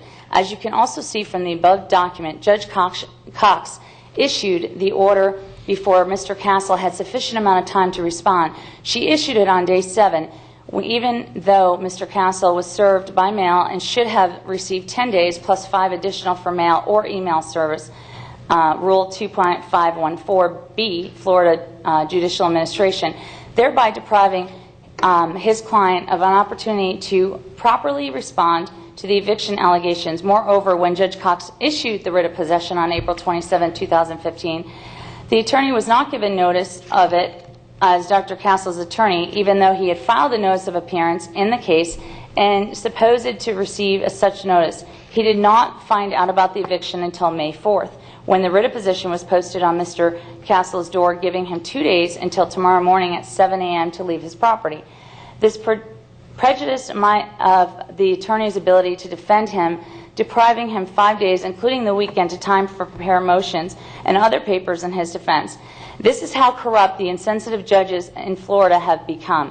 They are evicting elderly people without due process of the law, shortening their deadlines for evictions, all in the name of benefiting the corporates that pay the money to fund their campaigns and pay the money under the table. This is obviously hard to prove because there's no transparency in Florida, and justice is evidence. I am fighting for, despite constantly feeling frustrated in the inane, indulgent rulings of Florida judges, both at the trial court and sadly at the appellate court levels in the 4th DCA. Something must be done. Perhaps the media could help. Should you have any questions, please do not hesitate to contact Mr. Rafael Castro, who's representing Dr. Castle. This man was thrown out of his house, gentlemen. Not only was he thrown out of his house, but he was illegally thrown to the ground by the deputies. And I have some questions about the mental health, and I will address that in another meeting in the Sheriff's Department because of that funding and the money that went through. As far as proper training, I didn't go to med school, but I have family who did up north and who are practicing physicians up in Newport, Rhode Island. It takes 8 years to go to med school. So the fact that this man was illegally arrested, his rights have been continuously violated, that flag in this building and us standing up here pledging allegiance to the flag is supposed to mean something. When things that are going on in this county and in this country, that people's United States constitutional rights are being violated, it is despicable. For a 73-year-old, in 2 weeks, 74-year-old grown man being thrown out on the street. Luckily, because of organizations that I have met through Mr. Lopresti's wonderful fundraiser over the years that I was connected with, and other organizations, there are some very nice VA people that are trying to help Dr. Castle. In the meantime, he has been through a horrible ordeal, and I'm sure his attorney will be addressing his civil rights issues that were severely violated by the Indian River Sheriff's Department, along with some other issues.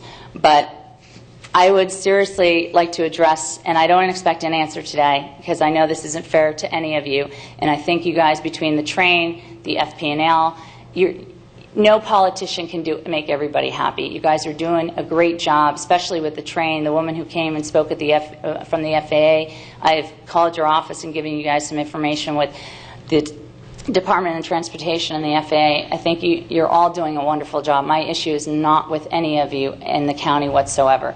But what is going on in this county needs to be addressed.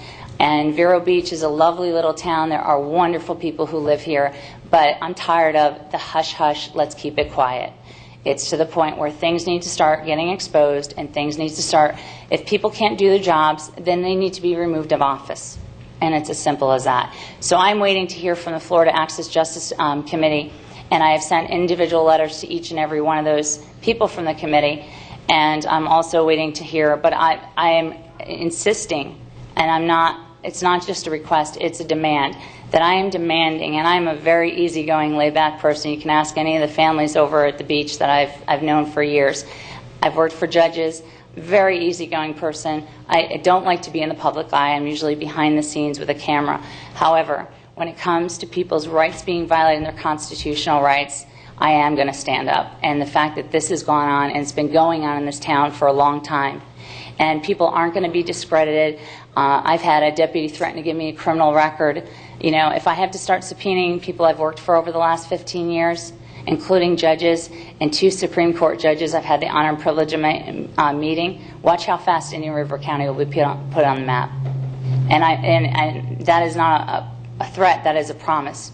So Sheriff Laurel, and you know, since I came out and publicly spoke, the deputies have been nothing but professional in the courthouse, which is a good thing.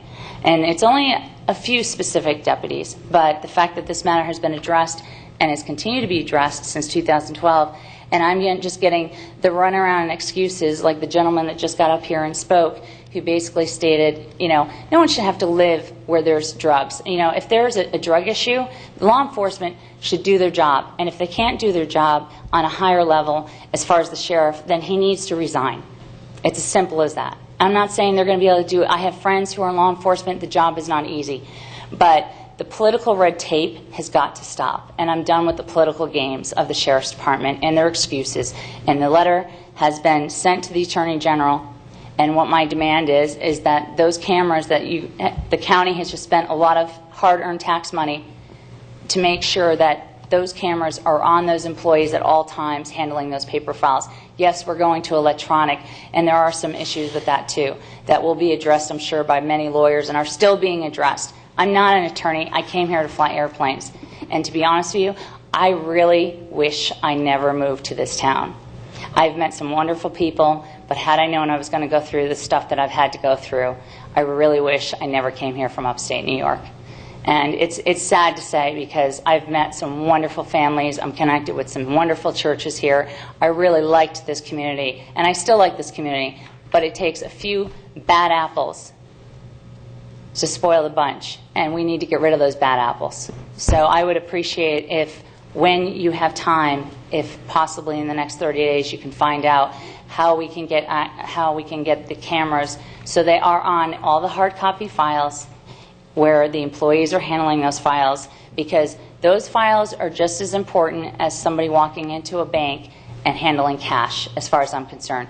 Those are people's lives that you have in your hands, and people have their right to their fair day in court. And I don't mean their right just to walk into a courthouse. I mean their right to go to court. And this gentleman has had so many rights violated, but I'm not a lawyer. I'll let his lawyer. But I read this letter because his attorney asked me to read, because he could not be here from Miami today. So I thank you, gentlemen, for your time. I don't expect answers today, but I'm expecting to hear something from the Florida Supreme Court Justice for All Committee. I've asked to be an advocate on that committee, and I'm going to continue to ask for the people here, because this is ridiculous what's going on in this county. And it's not just this county. It's being exposed all over the Internet. You can look on the Internet and see Broward County, Miami, Washington, D.C. We just had somebody who's going for accepting hush money. You know, that's not my business. And I'm sorry if I'm taking too much of somebody's time but I apologize, and I appreciate your time today, each and every one of you. And if you could get back to me on that, I will be here again to speak on some other issues. But I still have not gotten the public records from the Sheriff's Department or the Internal Affairs. In Florida law enforcement, their agency has made it very clear that they are supposed to give report numbers. So hopefully after this public hearing, I'll have a response from the Sheriff's Department. Thank you, Ms. Hunt. Thank you. Yes, ma'am. That concludes our public discussion items. Next moves us to the public notice items. Dylan, you want to read that? Absolutely. We have 2 public notice items today. The first is a notice of scheduled public hearing for June 9th, 2015. This is to consider amending Chapter 300, Alcoholic Beverages, of the Indian River County Code to remove the sunset provision and thereby allowing the sale, service, and consumption of alcoholic beverages until 2 a.m. Additionally, we have a notice of scheduled public hearing for June 23rd, 2015. This is to discuss the proposed use for the grant funds received by the Indian River County Sheriff's Office through fiscal year 2015 Edward Bryan Memorial Justice Assistant Grant Formula Program, local solicitation. That first item that I read off is legislative nature, and the second item was administrative nature. And with that, I turn it back over to the chair. Thank you, Dylan. All right. I tell you what, let's take a brief recess, and we'll reconvene in 10 minutes.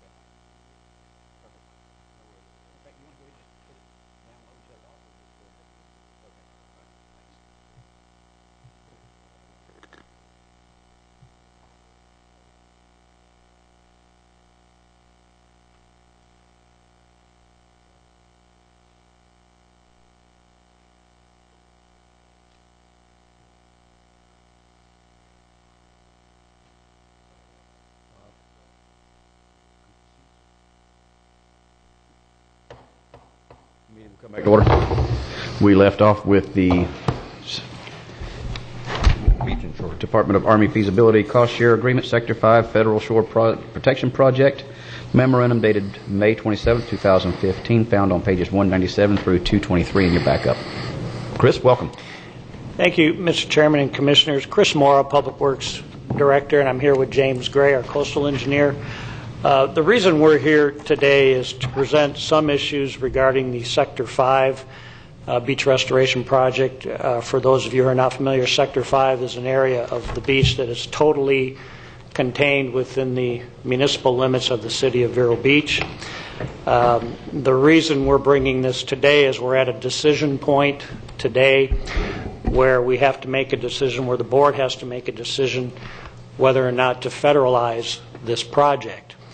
If we were to decide to federalize this project, we would have to move into a feasibility study stage, which is a costly venture. It's about a $3 million cost to conduct a feasibility study with a 50%, $1.5 million will be a local match.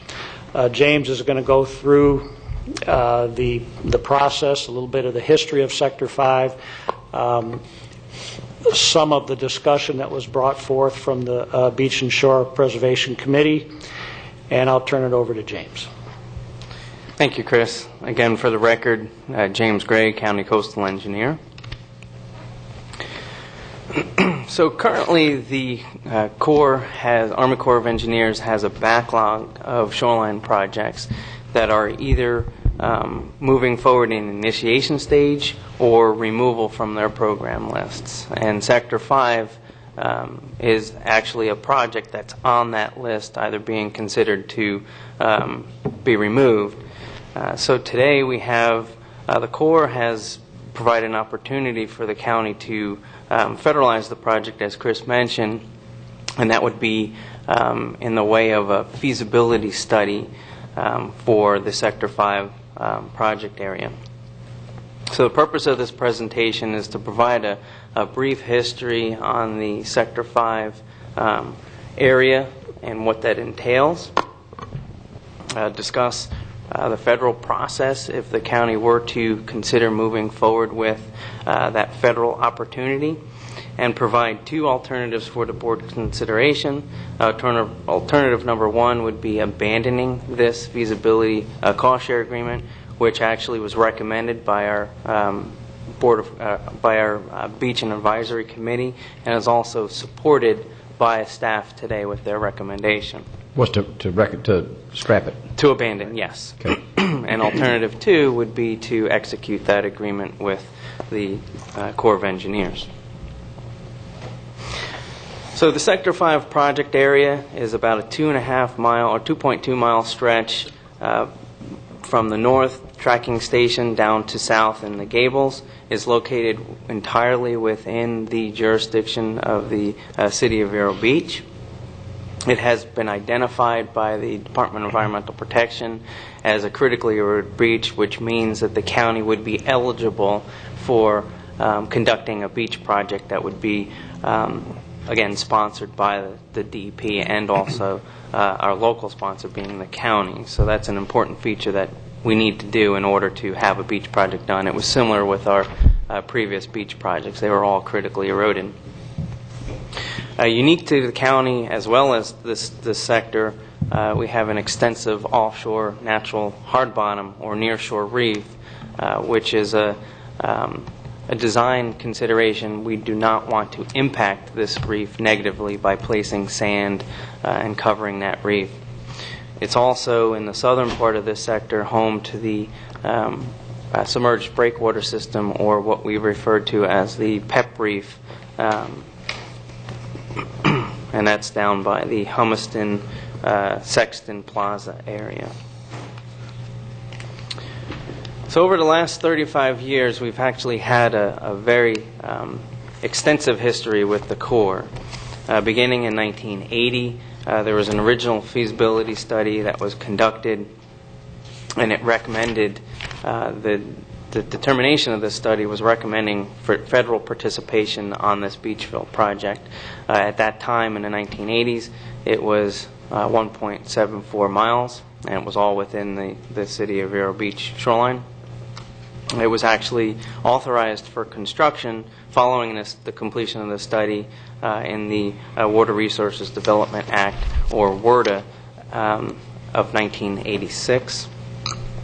In 1988, the project actually, in order to increase the benefit to cost ratio to 1.4, the project area was extended to 2.65 miles. And usually with federal projects, a higher benefit to cost ratio basically means that it's going to be more favorable to receive congressional funding. So typically, congressional funding does not occur for projects that are under a 1 benefit to cost ratio. And that's why that project length was actually increased. Following through the history, in 1993, hard bottom mapping study, which was part of the construction phase and permitting phase of this project, determined actually the project would impact 56 acres of that natural hard bottom that I was earlier discussing. And again, the main focus on building a beach project is you don't want to have negative impacts to sea turtles or natural environmental issues that we have, being natural hard bottom, and those considerations we want to avoid. So in 1999 to 2000, the project length was actually reduced to 2.2 miles, and that study showed that about 16.5 acres would be the resultant impact instead of that 56 acres. And following through with that reduction, it was again reauthorized for construction on the WRDA bill of 1999. So that brings us to current time period now in 2014. The Army Corps of Engineers approached the county and affirmed their determination and their desire to again partner with the county, and they conducted a reconnaissance study, and that the recommendation of that study was to move into the feasibility phase, or what they conduct for their feasibility phases are general reevaluation reports, and I'll go into explaining what those are. So a reevaluation report is essentially a feasibility study. The goals of this proposal by the Corps would be to increase the shoreline protection in Sector 5 and also minimize or eliminate the negative impacts to the nearshore hard bottom. And just to state, one of our goals of the beach preservation plan is actually not to impact nearshore hard bottom along any of our segments, beach restoration segments in the county. So again, this is an important element in our county's adopted 2014 beach preservation plan. So currently all of these GRRs, again general reevaluation reports, follow the federal 3x3x3 rule, which entails 3 years to complete, 3 review teams, that's in the Corps, in fact the Jacksonville Corps District Office, as well as county staff and our committees, and also $3 million to... Mr. Gray? Yes. Can I ask, that's actually part of their rule? Yes. To spend $3 million? Yes, 3x3x3. So if it's a project, say up in Jacksonville, where it may be huge, $100 million project going forward, the goal is to spend $3 million. But if it's a goal in Sector 5 in the little city of Vero Beach, which is maybe a $6 million project, for the physical project, the goal is on the planning portion, or not even planning, this part of the portion, to spend $3 million. That's the plan. If the costs do come in lower, there is an opportunity to review those, but the going forward... I thought I was astounded by almost everything the federal government can do, but this takes it up just a little bit more for me. Thank you very much. Okay, yes. So, and also with this 3x3x3 rule, again, it's just for the feasibility phase of the cost share agreement. So project design and construction would actually require additional time and money that we do not know right at this time what that would be. Beyond the $3 million. That'd be the 999 plan.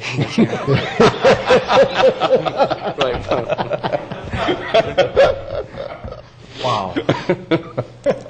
So just to break down the funding. You can fast forward through some of those. I don't really think you have to break down this. Move alternative one. Second. Okay, so breaking it down. James wants to know if that was a real motion. Or does he have to? There's a real second. There was a real second, a real motion. Yes. I mean, we can clear. we can curtail this if the board desires. I mean, James was just kind of running through the history, right? And it did come in front of the Beach and Shore Committee twice. The first time there was a presentation by the Corps of Engineers, and there was a lot of discussion over the issue. And then the second time when it came up, was just within the last few weeks, was when Beach and Shore made the decision to abandon. And staff supports that, and if the board wants to go ahead and vote at this point, we can do that. But James was just kind of running through the history and wanted to give you the full picture before. But that's fine.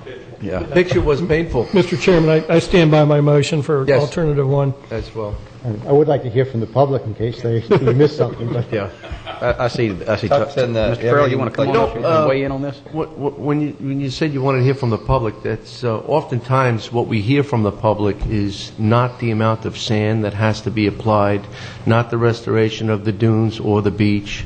It's the consultant fees, the examination, the studies. And I think without those unfunded mandates, that we could probably have the finest beaches in the nation. Yeah. Thank you.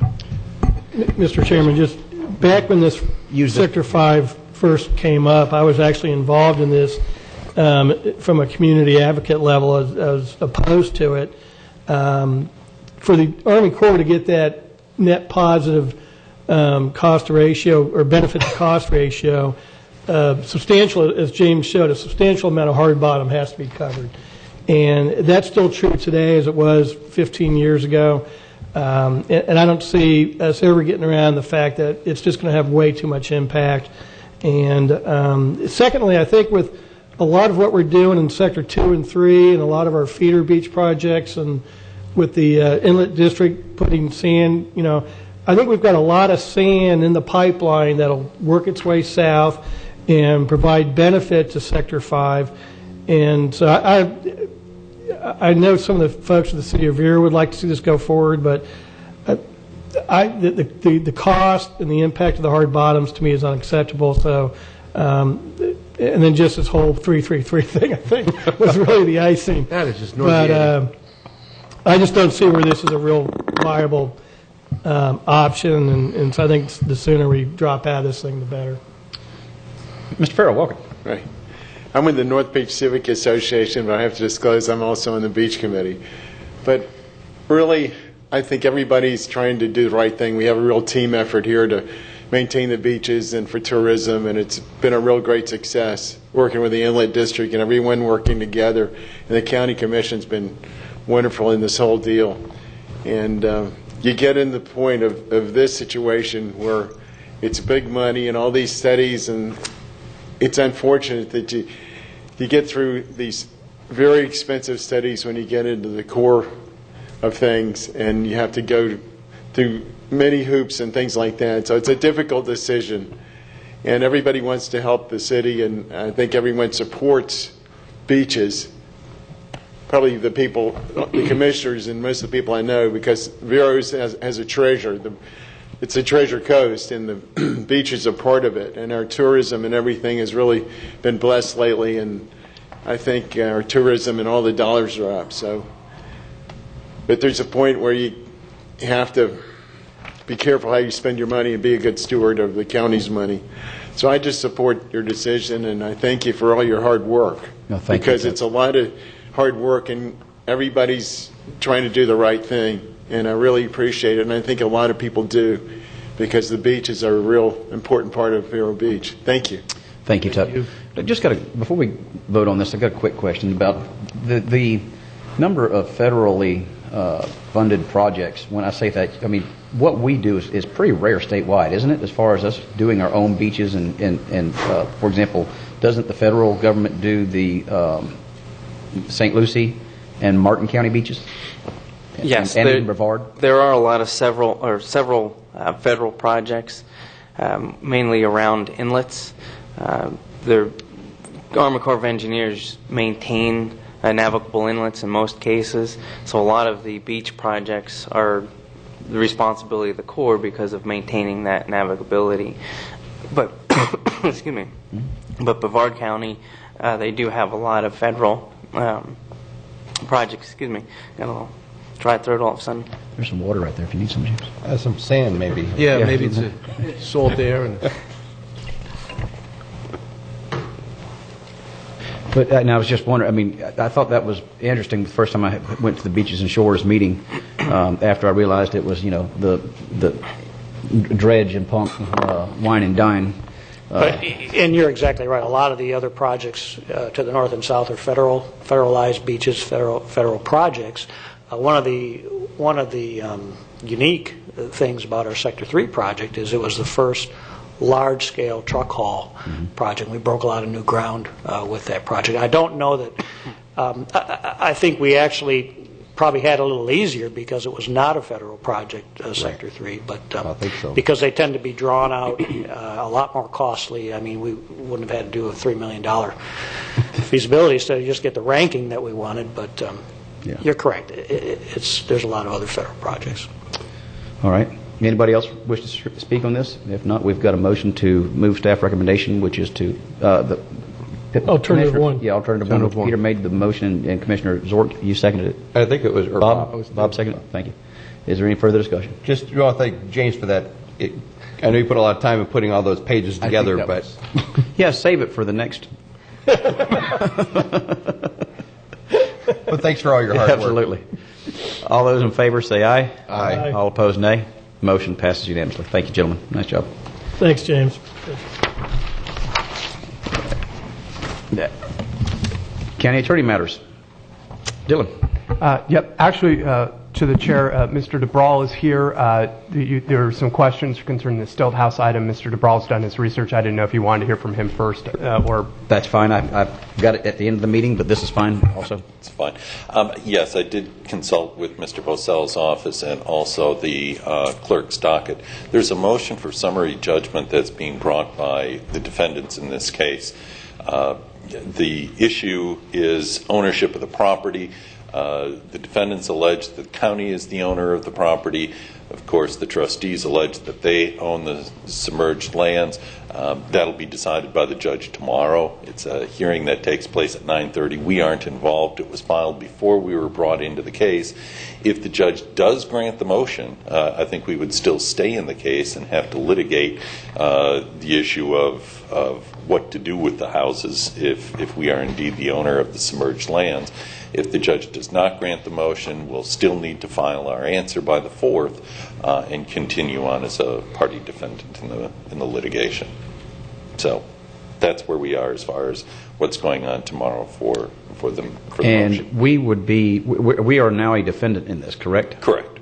And so have with our answer that we have we consulted with the other defendants about whether or not our answer, how do you say that, whether or not they like our answer? Well, help or hinder. Yeah. Did we consult? No, we did not consult with them. There are certain issues that we have to raise in our answer, or we lose the right to raise them later on. Some of the things that we would have to put in there, if the property would be found to be ours, ejectment, trespass, the utility issue, those would all have to be dealt with at some time during the litigation. Would they be unpleasant to a party litigant? Probably so. But if we don't plead them now, we are prohibited from raising them later on. So that's why we need to put in there, sort of as insurance, some of the counts that may not even come up in the future, but we have to do it in the answer at this point. Go ahead. So you can put them in now as a safeguard and take them out depending on how things might move forward, what's appropriate to take off the... Okay. Correct.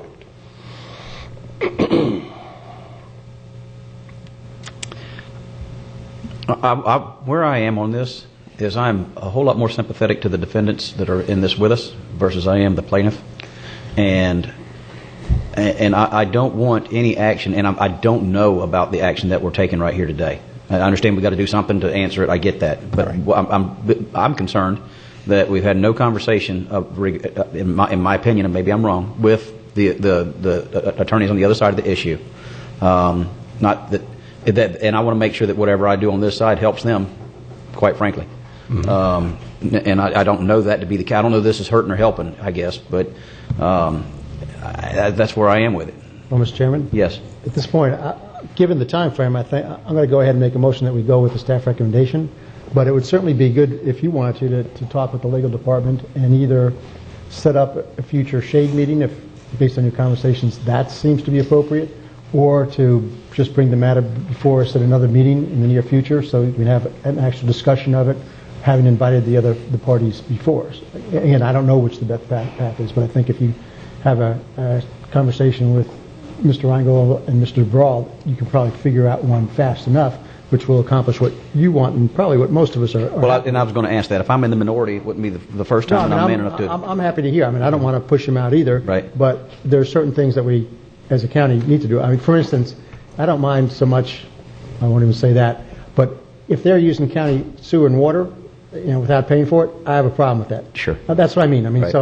But I don't know because we haven't fully discussed all these things. Right. So I'm happy to leave the county with the ability to discuss them in the future, which I think is what Mr. DeBrawl is asking for today. Absolutely. With what we're giving you time to make this, to determine the process going forward, which gives an equitable result to all the parties at the end of the day. Then let's do this. Perhaps let's do this. Your motion to go ahead and move this because, as I understand it, we need to do something by Thursday, yes, and sir. so we're not going to meet again. And so, with that being said, how about we direct the legal department to reach out to the other defendants and ask if they would like to have a strategy session, if they deem it appropriate. That's going to be between the two. Tell you what, let's do the first motion first, and I'll do a second motion. Okay. That we'll try to see if we can improve on Super. it. I'll second the first motion. Got a motion to move staff recommendation on this issue, consent item Under council's L. advisement. Yes. And if there's no further discussion, or anybody from the public? Mr. Chairman? Yes, Commissioner O'Brien. I think where you are as far as how you want to settle on this. I don't want the county getting embroiled in the actual lawsuit. I agree with you. We want to be as neutral as possible. Right. I understand Bill's point that these 4 points, we have to put our best hand out to preserve those rights. But I'm kind of leaning much more, I think, again, towards your opinion that I think these 4 things we can resolve with some common sense and not be onerous to the landowners, and we'll work that out, Yeah. I'm pretty sure. Yeah. What I don't like on this, and I don't want to tilt to either side, but in the memo, like the third sentence there, it's written that these houses were constructed offshore of Blue Cypress Lake. I don't necessarily agree with that.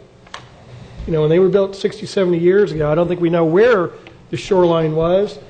And for us to make a statement that says, oh yeah, these were constructed offshore is leaning towards the state's point of view. And Bill, I'd rather have us be more neutral. So you could say these were constructed near the shoreline, I'd be happy with, but I'm not convinced they were offshore. And I don't want to be giving the state any extra that the county says these were built offshore, therefore they're it's state property. So I'd just like to make sure we're more neutral on statements like that. But I support the motion to move this forward because we need to follow the legal process. But I just wanted to bring that up.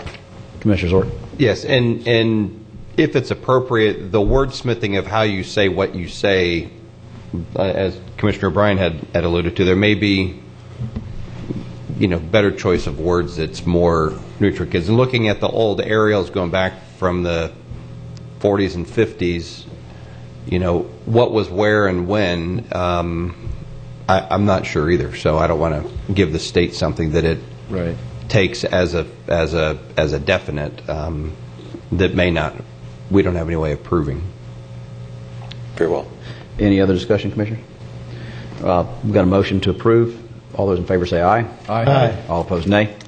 Motion passes unanimously. Commissioner Solari. you want to- I'll make another motion that basically, I'm going to try to frame this carefully because I don't want to jump into things that I shouldn't, to basically give authority to the chairman to meet with the county attorney or Mr. DeBraw to see if a meeting with the people in the stilt houses is appropriate, and if we can have it, if it's appropriate to have a discussion with them so that the county doesn't do anything to negatively impact their rights, keeping in mind that it's the basic feel of this commission to be neutral in this argument, and we may even take another path after the commissioner meets with and the attorneys meet with the people at that time. But at that time, the chairman will bring that back before us. Okay.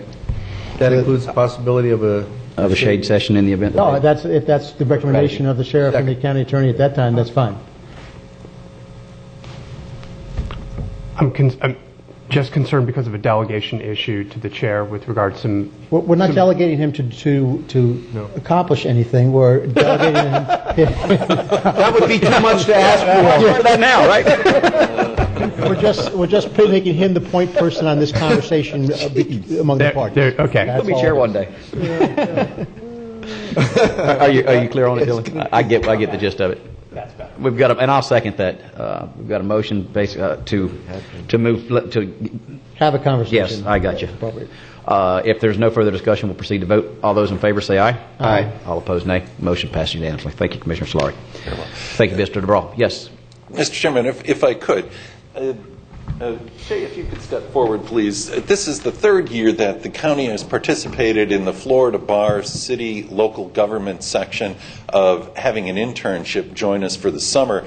Our intern for this summer is Shay Marcellus. Shay joins us from Florida State University, where she will, there she is, where she'll graduate, and thank you for the recognition of Florida State over there, Bob, where she'll graduate in December. So if you see Shay around, welcome her, and she'll be with us for the remainder of the month and hopefully a little bit longer. Super. Great. Welcome. Thank you. Thank you so much for the opportunity. Thank you. Super. Very good. Thank you, gentlemen. Thank you. Okay. Next we have Mr. Reingold, Ag Advisory. Absolutely. Thank you very much. There was a vacancy on the Agricultural Advisory Committee. This is the position of Associated Industry Representative. We have received an application from Stephen, and I'm probably going to botch the name, Popiek. Simply today, recommend that the board take any public comments that there may be from anyone in the audience on this item and vote whether to appoint Mr. Popiek to the Agriculture Advisory Committee as the Associate Industry Representative. Mr. Chairman? Yes. I'd like to move approval. I had the opportunity to meet with Mr. Popovich, and he does have an extensive agricultural background, a business background, and is eager and willing to serve on this committee and any other capacity in which he can assist this county. I'll second that. We've got a motion from Commissioner Flesher with a second from Commissioner Zort to approve the Ag Advisory Committee appointment. If there's no further discussion from the board or anybody from the public, we'll proceed to vote. Seeing none, all those in favor say aye. Aye. All opposed, nay. Motion passes unanimously. Thank you very much. Thank you. Next, Mr. Reingold. The next item on our agenda is the fertilizer enforcement interlocal agreements. In 2013, this board adopted the Indian River County Fertilizer and Landscape Management Ordinance. At the same time, the town of Indian River Shores and the city of Vero Beach enacted very similar fertilizer enforcement ordinances. The board also at that time had actually established a position within the Public Works Department for someone who, in addition to other responsibilities, would be responsible for enforcing the fertilizer ordinance. The town and the city of Vero Beach have not established similar code enforcement positions, and thus they came forward to the county and asked if our officer could assist in both education and enforcement of their fertilizer ordinances within their own boundaries. Based upon the discussions that we've had with representatives of the town of Indian River Shores and the city of Vero Beach, we drafted an interlocal agreement which we present to you today. First off, for the town, the officer will be working a minimum average of 2 hours per week. That for the city of Vero Beach will be a minimum average of 4 hours per week. The town and the city will then reimburse the county for the actual hours that are worked by the code enforcement officer, and this will be based upon the salary plus benefits and overhead of the officer. The agreement will be for 1 year and automatically renew. The town of Indian River Shores approved the interlocal agreement we have with them on May 21st, and the city of Vero Beach approved the interlocal agreement that we have on May 19th. Therefore, I present to you a draft interlocal agreement that has been approved by both the town and the city. And with that, I turn it over to the board for any questions. Would simply recommend that you open up the item for any public comments and then vote to adopt the interlocal agreement. And with that, I turn it back over to the chair. Thank you, Dylan. And commissioners, any questions? Yes, Commissioner Solari. One is, I believe that this backup has an hourly price of $27.09, basically, but Dylan mentioned a G&A charge, which I think would be in addition to that. And if you add what I think Jason recommended as a G&A charge, it brings it up to $31.02. Personally, I think the G&A charge is a little bit light, but I'm not going to argue with it, but it's appropriate to have some G&A charge there. We're just a very efficient government. We have a low overhead. Well, we will when you leave, but how does that affect what's already been approved, though? I think the agreement contemplates that we will invoice the city and the town for our costs. It's not establishing the rate, and that rate will change from time to time, so it will continue on. Makes sense. Yeah, I mean, I'd initially told Jason's office was really helpful in getting me some initial numbers. They had told me that the salary and benefits number was $27, and I had provided that to the city. But the agreement does specifically reference that it'll be the salaries, the benefits, and the overhead. So I may have not given them the right number, but I think it's fairly in addition to that, and I'm good with this. I would also like to reach out to the other municipalities that have an ordinance that's passed. Sebastian, for example, have they mentioned anything or said anything? These were the only two that came to us. Yeah. I'm not sure if Sebastian's has a strong fertilizer ordinance like we do. I know that the town and the city of Vero Beach have very similar ones, but I don't know if Sebastian's is a different animal. They're probably paying attention to us, and if they have a strong or a weak one, it still might be appropriate to get the educational benefits. That's much. They're noting them having the same position. But I'd rather not just say that we're right, so use us. I just let everybody know that if they're interested in having a chat, we're perfectly willing to have a chat, and we already have a framework. Exactly. And if you would like me to reach out to Bob Ginsburg up at the city or Joe Griffin, I'd be happy to email them and let them know. And Felsmere. It'd be appropriate. I think Felsmere and Jason over in Felsmere, I'd be happy to do that. And I'd like some, if we could, commissioners, in this at the end of the term of some kind, just get some feedback from the municipalities. Hey, how's this working out for you? Because I don't want to create something that automatically renews and we don't hear anything back from those people, that it just winds up being just a line item in their budget every year. So I'd like some kind of evaluation back from them. That's a good point.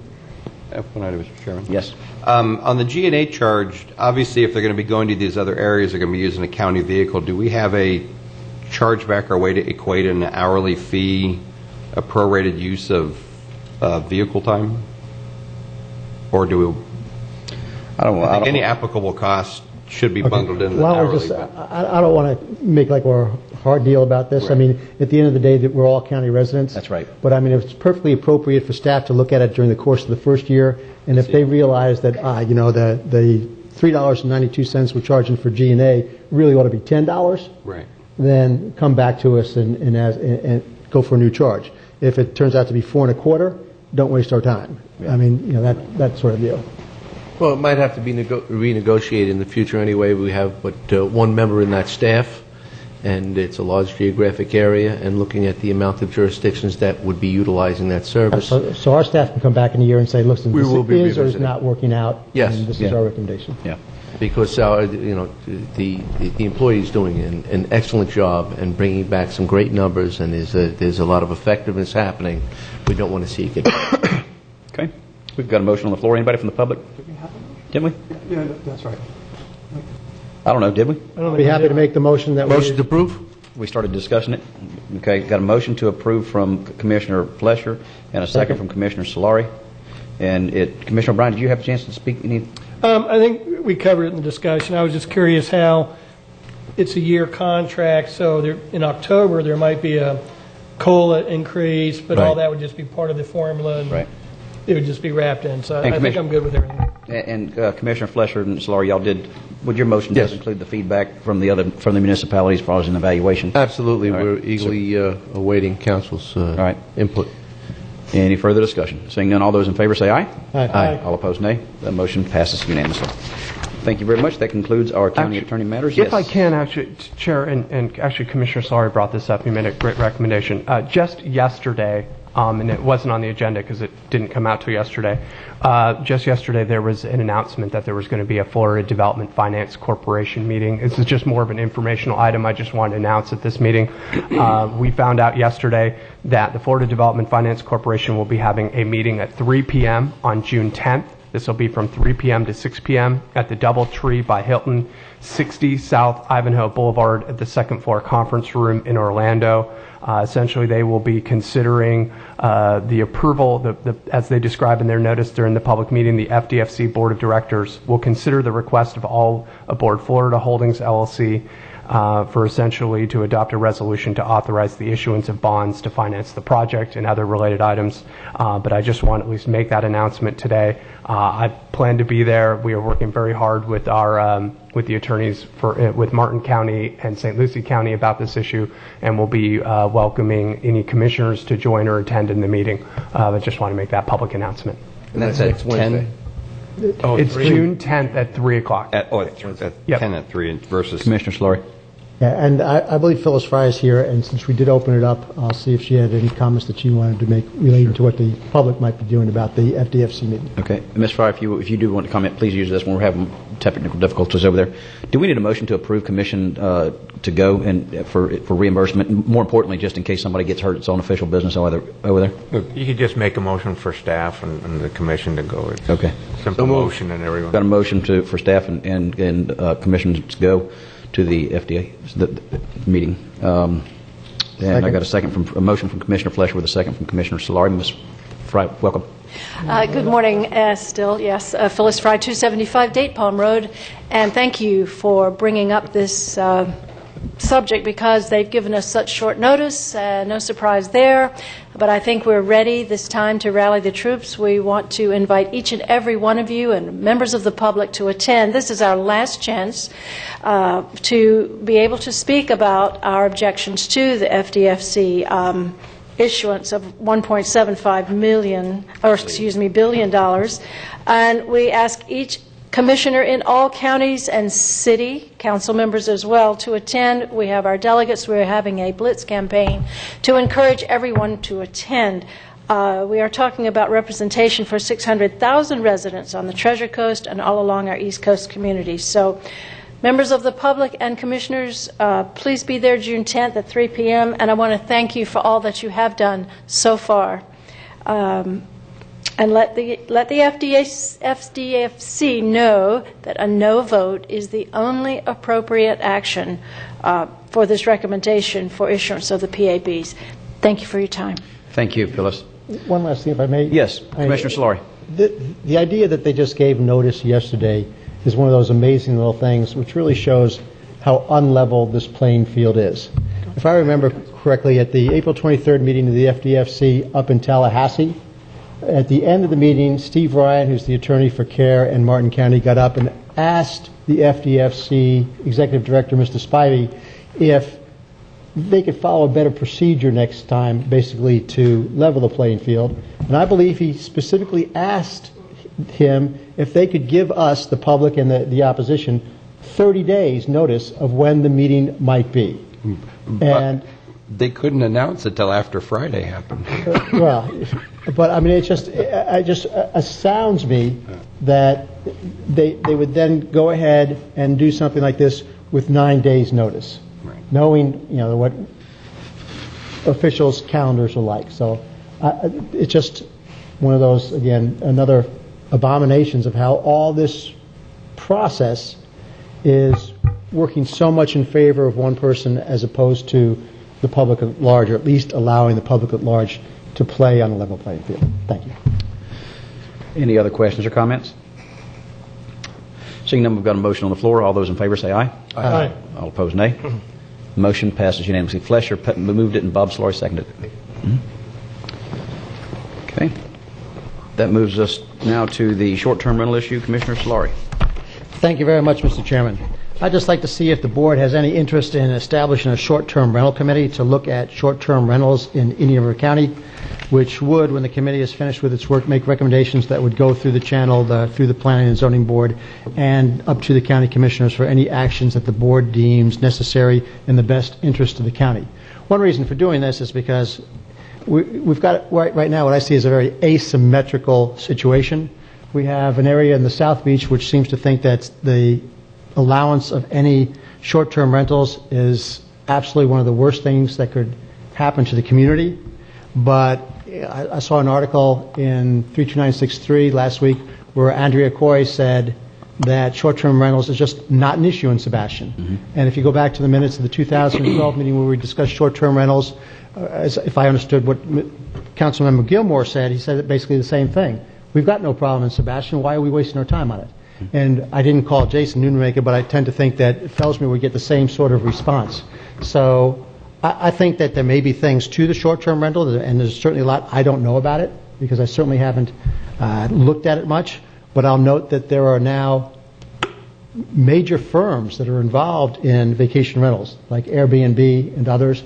Recently, a hotel firm actually bought an interest in a firm dealing with short-term rentals.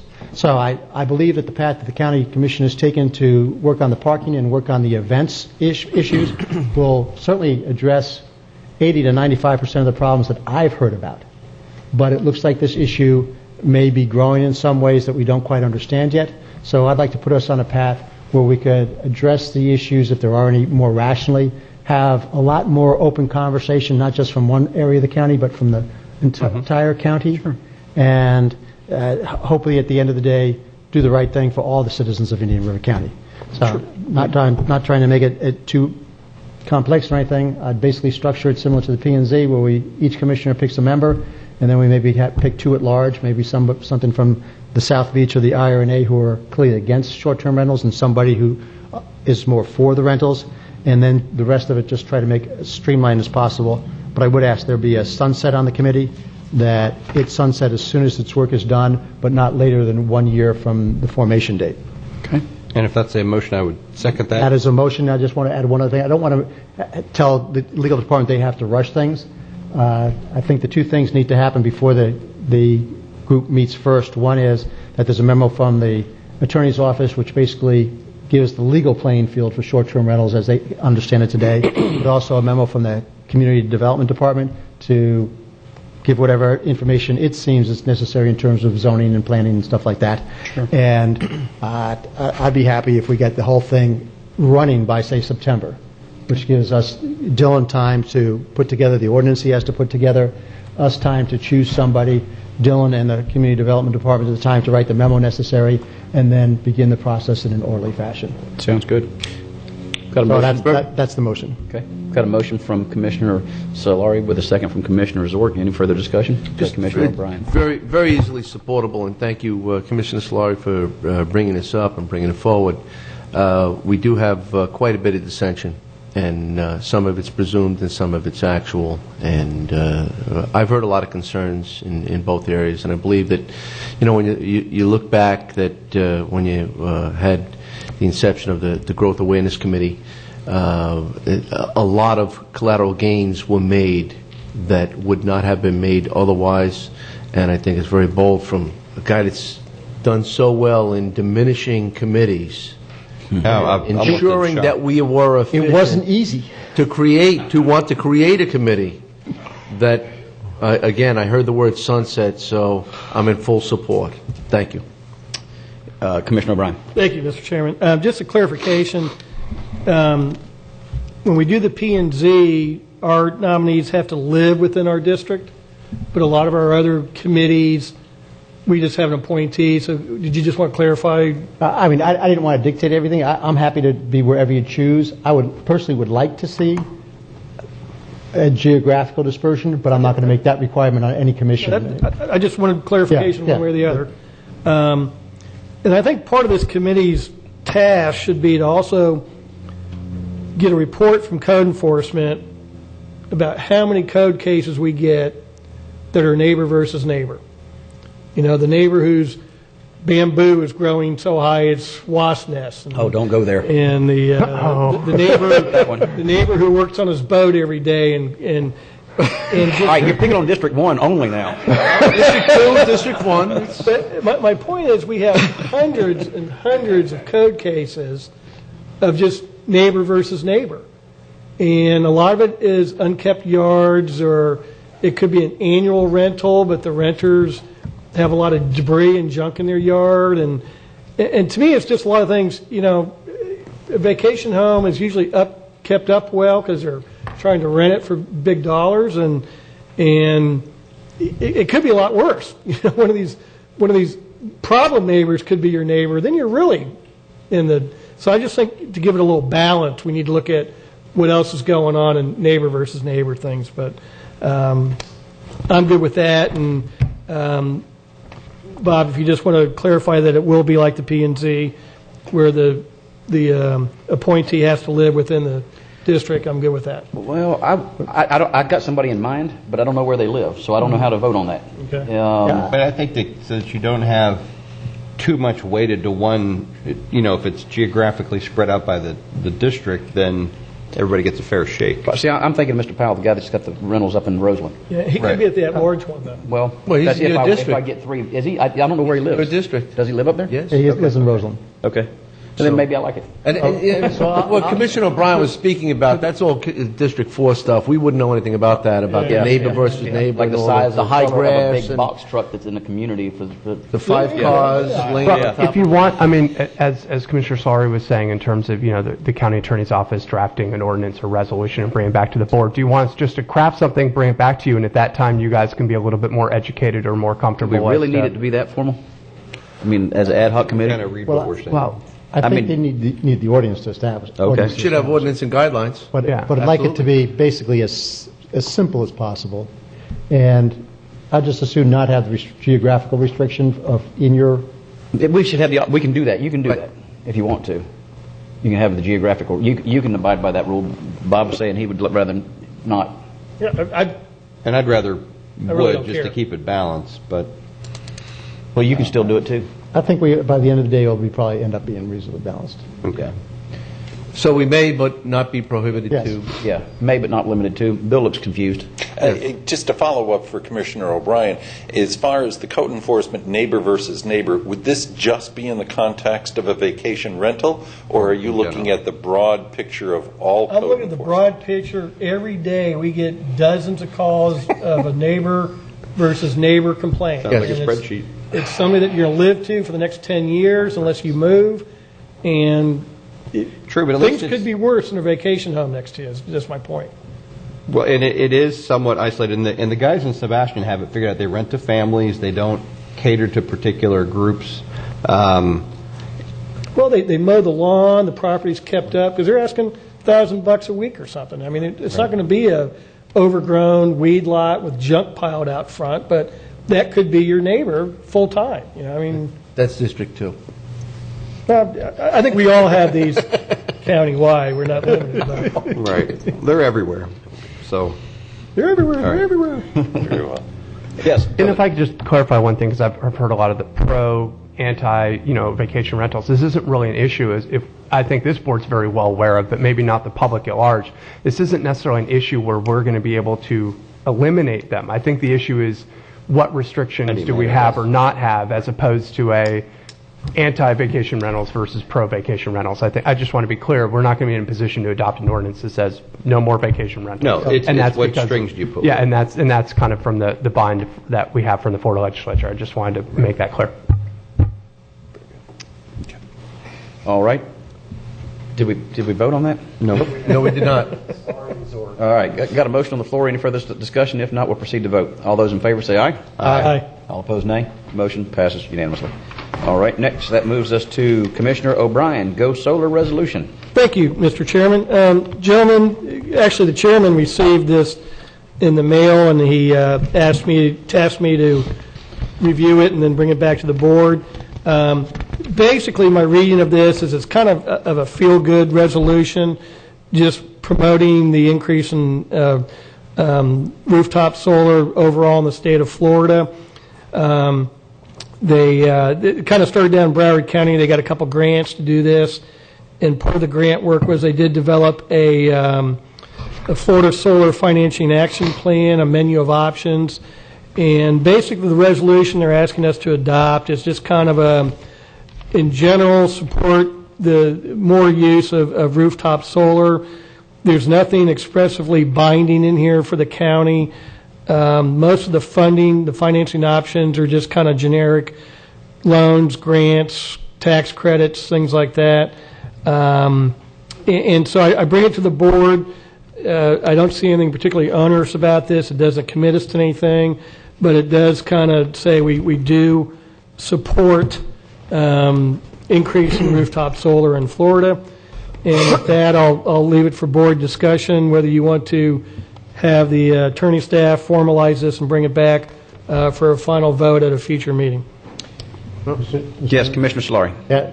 Commissioner Bryan, it's been a while since I've disagreed with you, so it's time, especially after going for a little bit more government with the short-term rental committee. I've gone too far. I believe that, you mentioned about this being a feel-good resolution. I'll remind the board that about 2 years ago when we did an AAF resolution initially, that was a feel-good resolution. I did take the time to look at the materials that you brought before us and took a little look at the website, and I think this is basically the path to get the government involved in financing another special interest group. And I think it just begins the process of getting the government involved in something we ought not be involved in. And I think that we ought to best leave this to the private sector and keep our own hands out of it. Thank you, Mr. Chairman. Commissioner Fletcher. I have very similar sentiments. I'm surprised, but I do. As far as the commitment, again, it's a feel-good resolution. On one side, we have collateral concerns. One of them specifically is many of these programs require a financial lien, and I believe that we might be part of the process for leveraging for the lobbying efforts to move this forward.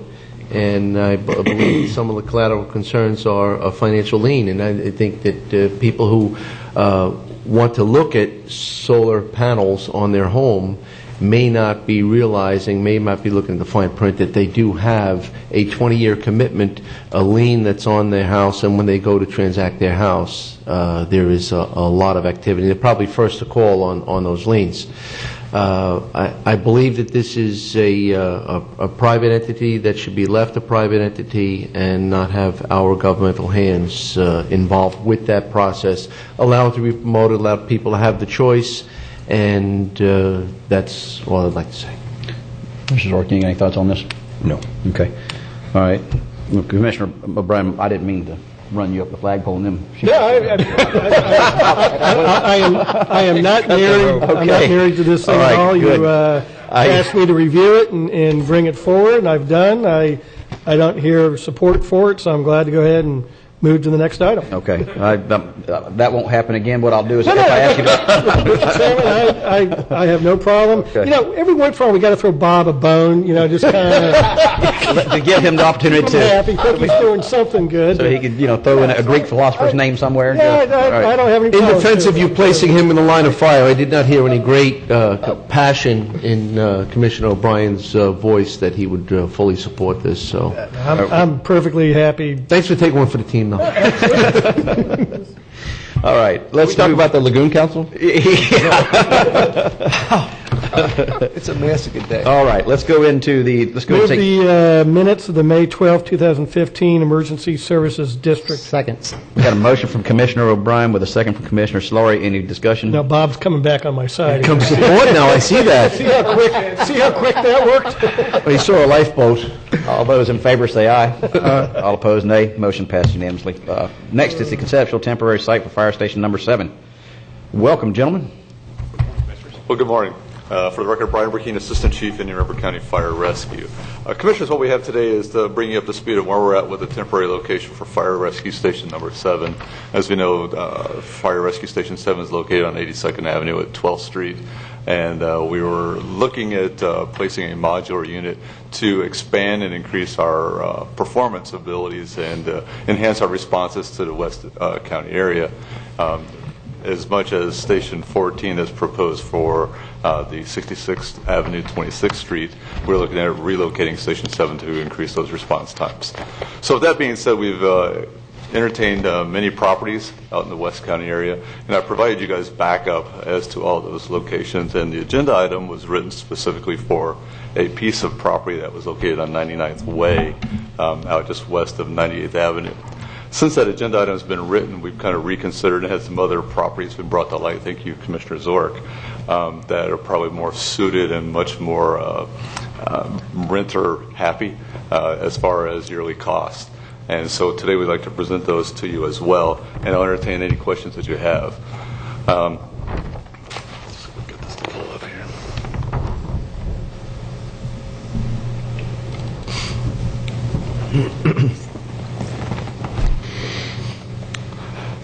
What we have before you is an aerial view. On the top of the screen is State Road 60, and on the right side is 90th Avenue out by the truck stop area. I'm going to zoom in just a little bit so we can get a little closer on the properties. And what we're looking at, primarily as of late last week, is a western section of the St. Lucie Tire and Battery store that's located off of 90th Avenue. The western portion of it, owned by Mr. Joe Miller, is about 1 acre in size. We've entertained with him into some cost sharing for some utilities. We've gone as far as draft a lease with him. He has not reviewed it yet, and he has provided us a yearly cost to lease that property as well. We feel that this location is very doable. It is very feasible for us. It will provide wonderful assets to response in the West area, and it'll house a temporary location as well. There are some costs associated with this. The road that you see to the south and to the west of the piece of property is Americana Road. Americana Road is a private road. The county does not own that roadway. We don't have rights to that roadway. In order to make utility connections to that roadway, we have to cross-cut it. And so we'd have to entertain into some agreement with the property owners of that road in order to provide the services over to the east side of the roadway. Utilities include water and sewer. While we're entertaining this, another piece of property came to light was directly across the street. I'm going to slide you down just slightly into this piece right here that is located on the corner of Americana Road, on the southwest corner there. It's a pie-shaped piece. We've entertained some very, very preliminary discussions with them as of late as Friday about possibly leasing this piece in reference to the Station 7 location. Advantages to this piece of property are that the utilities, the water and the sewer, are already on that side of the roadway, so it would be a lot less cost in making up utility connections, and that it would provide still the same area access off of Americana Road so we can get out to 90th Avenue to respond to our calls through a traffic signalization at State Road 60. Currently, that's where we're at today. We just want to remind the Commission that we're trying to locate this station, this modular, as a temporary facility for a future permanent station somewhere out in that area as well.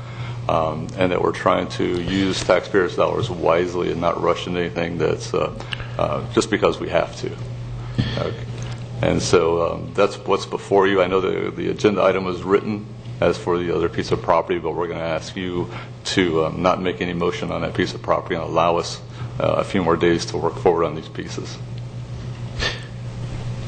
Go ahead, Commissioner. Chief, now you're looking at 9085, is that the parcel? I'm sorry, which one? Is that 9085 is the parcel? 9075. 9075 is the parcel. You see the, and there's the mouse right you're there. stating that you're looking at that as far as the temporary site, which is anticipated for 2 years, and it might be the possible permanent site. No. No, we're not looking at the permanent I thought site that's at what all. you intimated. It's just temporary site. Temporary site. Okay, and the other piece that came late yesterday was on Americana Way from St. Lucie.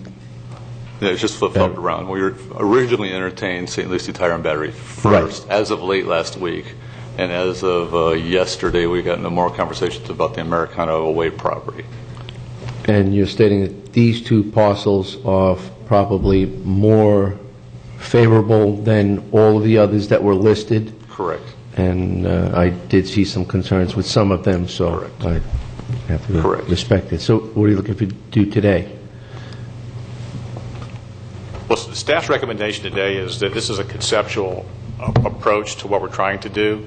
The board would agree to the general area that we're trying to put this facility, and perhaps in the to expediency of time here is authorize the county administrator to help spearhead this. If we find something that we can move forward with and that he would be in favor of, that you give him the authority to go ahead and initiate a lease, which would come back to this board for final approval, but an effort to try to lock something down and move forward with a reasonable timeline. Would accelerate the process? We believe that it would. Yes. So moved. Second. Got a discussion, Mr. Yeah, got a motion from Commissioner Fletcher with a second from myself and Commissioner Zort. One thing that also either of these sites lends itself to looking at the aerial is there's both a high vacancy rate and a different occupant of the buildings, that there's a lot of excess parking. One thing maybe to add into the motion would be, if it turns out it's cost feasible or we come out better, is at least talking to the building owners and say, hey, what would you charge us to use 5 parking spaces on an annual basis? Because the rough cost for the 5 parking spaces on site, even with millings or stabilized, you're in that $10,000 to $15,000 range. If we could pay somebody a portion of that and rent to lease some space, we would just be more money ahead. And I'm just trying to limit our walkaway money, because once we're done and the new facility's built, every dollar we put into that is walkaway money. Plus, we also probably have to remove it when we're done. If we can just have some open language that if it turns out it's feasible to rent already improved parking spaces and it doesn't put them over their parking restriction, that the administrator could have that latitude as well. So basically all you're saying is to have the county give them the latitude, use economic common sense as he puts together a lease package for us. I'm good with that. I trust they would do that, but yes, it could be part of that motion. Okay, any further discussion? Thanks, Joe. Seeing none, all those in favor say aye. Aye. All opposed, no. Motion passes unanimously. That concludes our Emergency Services District, and if there's no further business to be properly transacted at this time, I now declare this meeting adjourned.